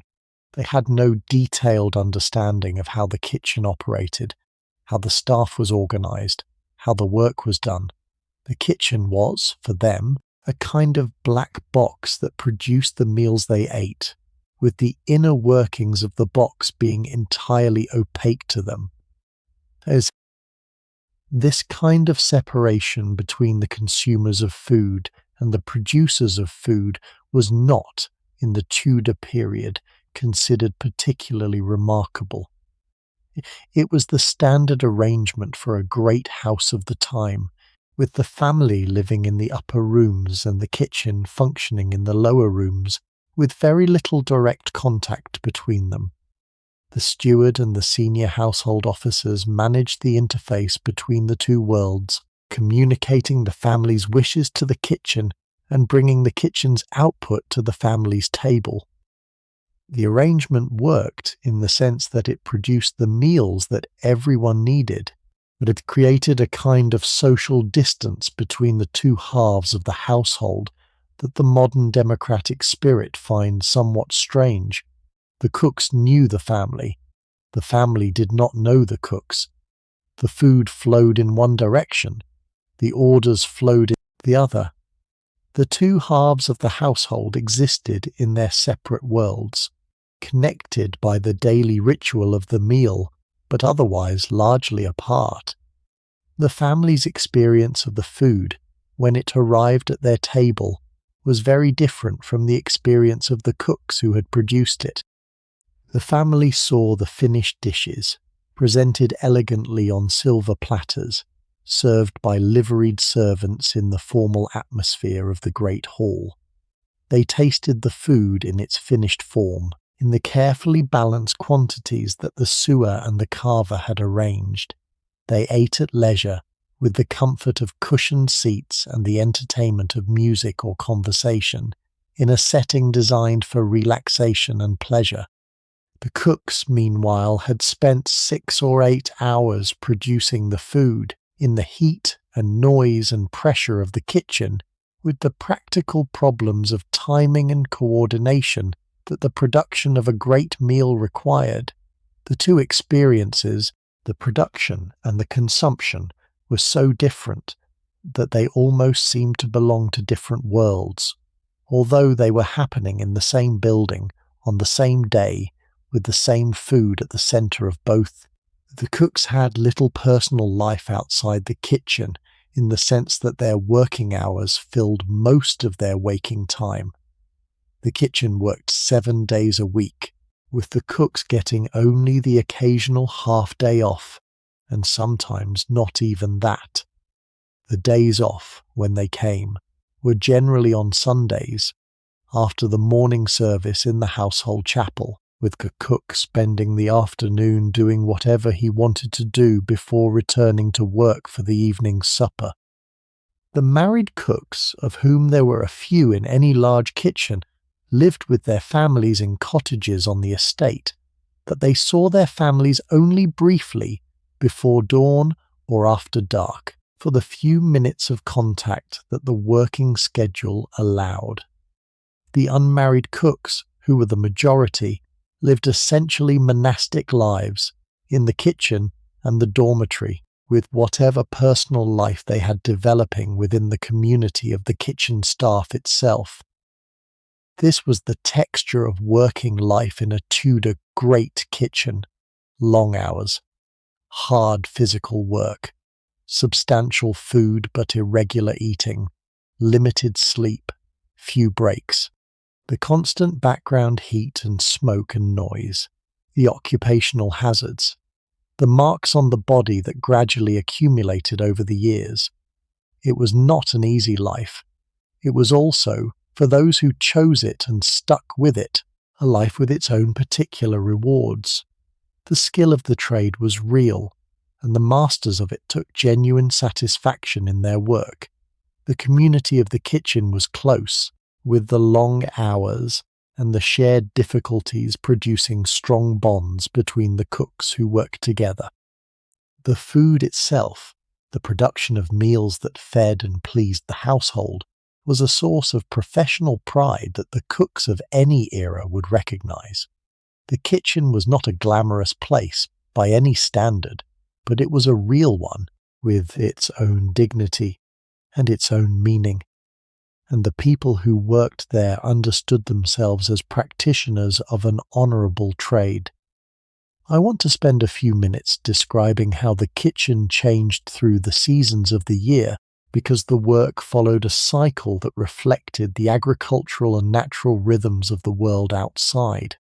A modern kitchen with refrigeration and global supply chains can produce more or less the same food every month of the year. A Tudor kitchen could not. It was tied intimately to what the land was producing in any given month, and the work of the kitchen reflected this dependence in countless ways. Spring, when it came, was a season of relief in the kitchen. The long winter, with its limited diet of preserved meat and stored vegetables, gave way to the first fresh produce of the year. The early salad herbs began to appear in the kitchen garden in March and April, providing the first fresh greens that the household had seen in months. The young lambs of the spring lambing season began to come to the kitchen in April and May, providing the tender young meat that was associated with the Easter and post-Easter period. The first eggs of the year, after the hens had stopped laying through the dark months of winter, began to appear in the pantry in greater numbers. The whole atmosphere of the kitchen brightened, in a real sense, as the available ingredients expanded after the lean months. Summer was the season of greatest abundance, with the kitchen garden and the orchards producing their full range of fresh produce. The summer salads of lettuces, cucumbers, herbs, and edible flowers were a daily feature of the table. The summer fruits, the strawberries and the cherries and the early apples, came into the kitchen in great baskets, to be consumed fresh or made into the preserves that the still room produced. The summer was also, paradoxically, the most uncomfortable season in the kitchen itself, with the heat of the fires combining with the heat of the season to produce conditions that the cooks dreaded. The kitchen, in August, could reach temperatures that pushed the working staff to their physical limits, with even the experienced cooks taking longer breaks and drinking more beer to manage the heat. Autumn was the season of harvest, and the kitchen reflected the abundance of the harvest in its work. The grain harvest in late August and September brought the new wheat into the granary and the new barley into the malt house, providing the raw materials for the year's bread and beer. The fruit harvest through September and October filled the orchard's baskets with apples, pears, plums and quinces, much of which was preserved for the winter through the long, careful work of the still room. The autumn slaughtering, in November, was perhaps the most intense single piece of work in the kitchen's annual cycle. The pigs and the cattle that could not be supported through the winter were slaughtered in a coordinated operation that occupied the kitchen and the larder for several weeks. The meat from these slaughters was preserved through salting, smoking, and other methods, providing the household with the meat supply that would carry it through the winter when fresh meat was less readily available. The smokehouse behind the larder ran continuously through the autumn slaughtering, with hams and bacons and sausages hanging in its smoky interior for the days or weeks that the smoking required. Winter was the lean season, when the kitchen relied most heavily on the preserved foods that had been produced during the autumn: the salt meat, the smoked meat, the dried beans and peas, the stored apples and pears, the preserved fruits and conserves. All of these came into their own as the fresh produce of the warmer months ran out. The winter diet was monotonous by the standards of the rest of the year, with the same basic ingredients appearing day after day in some combinations. The cooks worked harder, in a sense, to produce variety from the limited materials available, with the spices and herbs from the locked cupboards being used more freely to disguise the sameness of the basic ingredients. The Christmas season, in the middle of winter, provided the major break in this lean pattern, with the festival's special preparations relieving the monotony of the standard winter diet for a few weeks. The kitchen at midwinter, in the deepest cold of January and February, had its own character. The fires burned more intensely, both for the cooking and for the heating of the kitchen itself. The cooks dressed more warmly, with extra layers under their working aprons. The water in the well sometimes froze overnight, requiring the scullions to break the ice in the morning before they could draw the day's supply. The scullery was cold, with steam from the hot water condensing on the cold stone walls and producing a constant background dampness that the scullions worked through. The kitchen itself, with its great fires, was warmer than most of the rest of the house, and the kitchen staff sometimes found themselves envied by the household servants, whose duties kept them in the colder rooms upstairs. The seasons of the kitchen, in this respect, reflected the seasons of the world outside, with the kitchen serving as a kind of point of contact between the agricultural year and the daily life of the household. The cooks knew, in a way that modern kitchen workers do not, exactly when each ingredient came into season, exactly when it was at its best, exactly when it would be available again. They worked with the year, not against it, in a relationship with the agricultural calendar that was as old as agriculture itself, and that has been almost entirely lost in the centuries since. I want to close with a reflection on what all of this means, and on what we have lost since, and what perhaps remains. The Tudor Great Kitchen, as a working institution, is gone. The houses themselves, in many cases, are still there, with their kitchens preserved as historical sites that visitors can tour. The fireplaces are still there, the vaulted roofs are still there. The stone floors and the working tables and the pieces of equipment have, in many cases, been preserved or reconstructed. But the kitchens are not working. They are museums. The fires are not lit. The cauldrons are not simmering. The cooks are not in their stations. This is not a surprise. The Tudor kitchen, even by the standards of its own period, was an enormously expensive operation, requiring a level of human labour that almost no modern household could justify. The 40 cooks who worked in our kitchen tonight cost the family, in wages and in board, a substantial portion of the annual household budget. They were affordable because the agricultural economy of the time produced the food cheaply, because the household was wealthy, and because labour itself was cheap. None of these conditions has remained true. The labour costs of running a Tudor-style kitchen, in modern terms, would be prohibitive even for the wealthiest of modern households. The Tudor kitchen, as a working institution, became economically impossible long before it became culturally outdated. What replaced it, in the country houses of the post-Tudor centuries, was a slow simplification of the kitchen operation, with smaller staffs producing simpler food in less elaborate ways. The 17th century saw a reduction in the size of household kitchens, even in great houses. The 18th century saw further reduction. The 19th century, with the Victorian innovations in cooking technology and household organisation, saw the kitchen reduced to something much closer to the modern conception, with a staff of professional cooks supported by some mechanical aids that the Tudor period had not had access to. The 20th century, with the further changes in domestic service and the rise of professional restaurants, saw the disappearance of the household kitchen as a major working institution, with the production of food moving to commercial establishments, and the home kitchen becoming the individual operation that we now recognise. The food that the Tudor Great Kitchen produced has also, mostly, disappeared.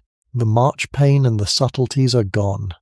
The peacocks and the swans, served with their feathers reattached, are gone. The great potages, simmering for days, are gone. The substantial roasts, turning on spits over open fires, are gone. The whole repertoire of Tudor cookery, with its elaborate sauces and its heavy use of spices and its theatrical presentations, has been largely replaced by lighter, simpler, less laborious approaches to food. The remnants that survive, the marzipan and the gingerbread and the fruit preserves, are pale shadows of what they once were. But there are some things that remain if you know where to look for them. The basic structure of a substantial dinner, with multiple courses of meat and accompaniments and a sweet course at the end, is still recognizable in the most elaborate modern formal dinners. The use of spices in cooking, although less heavy than the Tudor practice, is still part of the Western culinary tradition. The roasting of meat over an open fire, although now relegated to the occasional barbecue or the special occasion feast, is still a familiar form of cooking. The making of bread, although now done mostly in commercial bakeries, is still a recognizable household activity. The traditions of the Great Kitchen have been thinned and simplified, but they have not entirely disappeared. The threads continue, in places, in several forms, in the larger weave of how human beings still feed themselves. There is something else that I think is worth attending to in the closing minutes of our visit to this kitchen. Something about the experience of being in a kitchen at the end of a long working day, when the fires are dying down and the work is finishing, and the people who have been working all day are gradually drifting away to their sleeping quarters. There is a quietness to a kitchen at this hour. The intensity of the working day has subsided. The noise has fallen. The fires have settled into their embers. The smells have softened. The room is warm but no longer hot, fragrant but no longer overpowering, busy but no longer chaotic. This quiet kitchen at the end of a long day is one of the most peaceful places in the household. The family upstairs in the parlour are still in their evening activities with their music and their reading and their conversation. The hall is empty but echoing with its great long tables waiting for the next morning's breakfast. The bedchambers are not yet occupied. The kitchen, however, has finished its work, and it has finished it well, and the people who did the work are gradually settling into the rest that they have earned. There is a kind of satisfaction in a working space at the end of a successful working day, a sense that the day has been used well, that the work has been done, that the next morning's tasks can wait until the next morning. The kitchen at this hour is full of that satisfaction. The light has changed by this hour. The dawn that began our day so many hours ago has long since given way to the morning's working light, and then to the bright clear light of the afternoon, and then to the softening light of the evening, and now to the dim warm light of the kitchen by candle and ember. The fires in the great hearths have died down to the deep red glow of coals, with the occasional small flame still flickering when a piece of charcoal catches and burns. The candles on the working tables are burning low, with the wax having melted into pools on the iron candle holders. The rushlights in the smaller stations have been extinguished, no longer needed now that the work has finished. The room is darker than it has been all day, but warmer, somehow, in the absence of the intensity that the working hours produced. The shadows are long and soft. The corners of the room are in deep shadow. The whitewashed walls, which during the day were lit clearly by the fires and the candles, are now visible only in the parts nearest the dying embers, with the rest of the room receding into a comfortable dimness that the eye finds easier to rest on than the bright working light. Gaston. There is a smell in the kitchen at this hour that is different from the smell during the working day. The intense smells of the cooking have faded. The wood smoke has thinned. What remains is a softer composite of all the smells that the day has produced, settled now into a kind of background atmosphere rather than a foreground impression. The smell of the stone warm from the day's heat, the smell of the rushes on the floor lightly trodden through the day, the smell of the smoke that has accumulated in the timbers of the high-vaulted roof over many years, a deep, slow smell that no cleaning could ever fully remove. The smell of the food in its faintest residue after the dishes have been washed and the work surfaces cleaned. All of these together produce the smell of a kitchen at rest after a day of intensive work, with the work itself having faded, but its traces still present in the air. I find that I keep coming back, when I think about the Tudor kitchen, to the texture of the work itself. Not the dishes, not the spectacle, not the social hierarchy, but the work, the actual physical work of producing food for 150 people, twice a day, every day, year in and year out, with no holidays to speak of and no real prospect of stopping. There is something heroic about this work, in a way that the heroic categories of the Tudor period did not really recognise. The cooks were not knights, they were not statesmen, they were not bishops or scholars or great captains of war. They were tradesmen, doing a tradesman's work, with the same patient dailiness that working men of all eras have known. But they kept the household alive. They produced, day after day, the meals that everyone else depended on. They did this work, in the conditions I have tried to describe, with skill and competence, and a kind of quiet professional pride that was, in its way, as admirable as any of the more visible achievements of the time. What strikes me, looking at this work from the present day, is how completely we have lost the sense of food as something that requires sustained human labor to produce. In the modern world, food appears as if by magic, in supermarkets, in restaurants, in delivery boxes that arrive at our doors.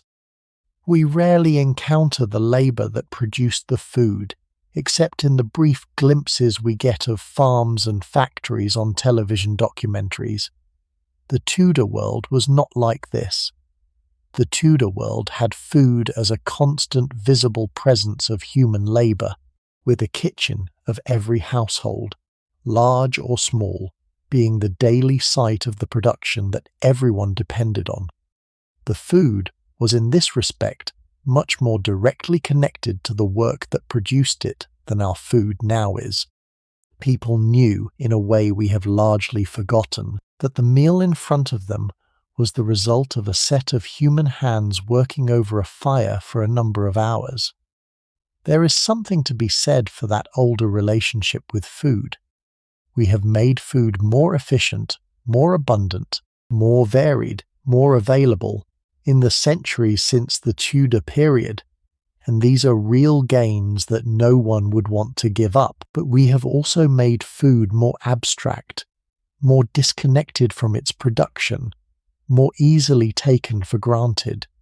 The Tudor diner, sitting down to a dinner in the Great Hall, knew exactly where the food had come from, knew the cooks who had prepared it, knew the gardeners who had grown the vegetables, and the farmers who had raised the meat, and the bakers who had made the bread. The food was, in this respect, a product of a community, with particular people invested in its production. The modern diner, sitting down to a dinner that has been brought from a restaurant or assembled from supermarket ingredients, has very little connection to any of this. The food appears. The food is consumed. The food is forgotten. The cycle of production that lies behind the food is invisible to us, in a way that it could not have been invisible to anyone who lived in a Tudor great house. I am not making the argument that the Tudor system was better than the modern system. The Tudor system was inefficient, expensive, dependent on a level of human labour that almost no modern person would want to perform, and accessible only to an elite at the top of the social pyramid. The modern system, with all its faults, has democratized access to food in a way that the Tudor system never could have. But the Tudor system had a kind of integrity that the modern system has lost. The food, the work, the people, the community, all of these things were held together in a single visible system that everyone in the household could see and understand. The integrity of that system is something that we have given up in exchange for the benefits of modern food production. Whether the trade was worth it is a question that each of us has to answer for ourselves. The kitchen we have spent the evening in is gone, in any working sense. The room itself, in many of the Tudor great houses that have survived to the present day, is preserved, sometimes restored, often open to visitors. You can walk through the kitchen of Hampton Court Palace, of Cotter Haley, of Penshurst Place, of any number of other great Tudor houses, and see the great fireplaces, the high vaulted roofs, the working tables, the pieces of equipment that the kitchens used. The buildings are still there, the fires are not lit, but you can see where they were. The cauldrons are not simmering, but you can see where they hung. The cooks are not at work, but you can imagine them in the spaces they occupied, doing the work they did. This imaginative reconstruction, this exercise of mental occupation of a vanished space, is part of what visiting a Tudor great house is for. We go to these places not to see the buildings as architectural objects, although they are often interesting as such, but to inhabit, briefly, the world that the buildings once contained. The kitchen at Hampton Court, empty and quiet, is most powerful when you let yourself imagine it as it once was. the fires burning, the smoke rising, the cooks moving through their work, the thousand voices of a working kitchen at the height of its operations. The vanished world is most vivid when you let it come alive in your imagination, even briefly, even partially, even imperfectly. The act of imaginative reconstruction is its own form of historical attention, a way of bringing the past into a kind of contact with the present that the bare architectural facts of the building cannot quite achieve. This is what we have been doing tonight in the kitchen of our imaginary great house. We have not actually been there. We have not actually heard the fires or smelled the cooking or felt the heat of the working room. We have, instead, let ourselves imagine what these things might have been like, drawing on the surviving documentary evidence and the architectural remains and the traces of the older cookery that have come down to us through the centuries. The exercise is partial, imperfect, and inevitably coloured by our own assumptions and prejudices. But it is also, I think, valuable. It connects us, even briefly and imperfectly, to a world that produced our world and that still shapes our world in ways we do not always recognise. The food we eat now, even at our most casual modern meals, has a long ancestry, and the Tudor kitchen is part of that ancestry. The breads we bake, the meats we roast, the spices we use, the techniques we apply to our cooking, all of these have come down to us through a chain of transmission that includes the great kitchens of the Tudor period.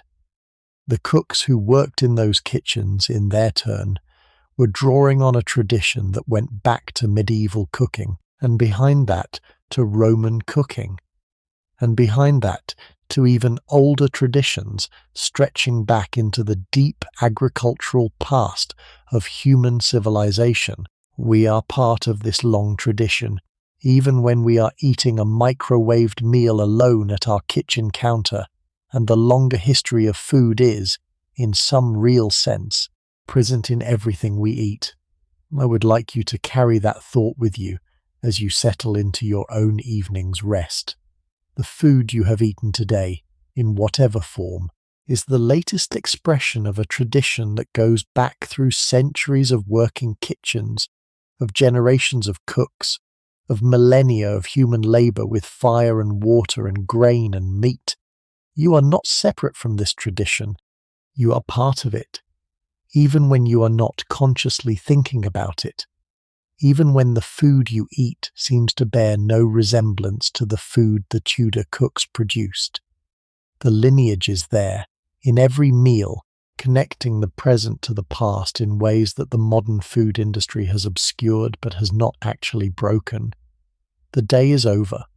Whatever you needed to do today is done, or has been postponed to tomorrow, which will arrive in its own time, and at which point you can deal with whatever you need to deal with. The work is finished for now. The fires are dying down. The kitchen is quiet. You can rest. The cooks who worked in this kitchen have of course been dead for centuries. The food they produced has long since been eaten. The fires they tended have long since gone cold. The very building they worked in may or may not still be standing, depending on which great house we choose to imagine. But the work they did, the patient daily work of feeding their household, was real, and the lives they led, the long careers in the kitchen, and the modest prosperities they sometimes achieved, were real. They lived their lives, in their way, with the same mixture of difficulty and satisfaction that any working life involves. And they did their work every day until they could no longer do it. And then they rested, and then they died, and now their kitchen is gone. But the food traditions they helped to maintain are still part of the longer history of human cookery. There is something honourable about this kind of life, even at this distance, even with all the differences that separate us from them. There is something worth remembering. Sleep well. Stay warm, be kind to the people in your house, and I will see you in the next one.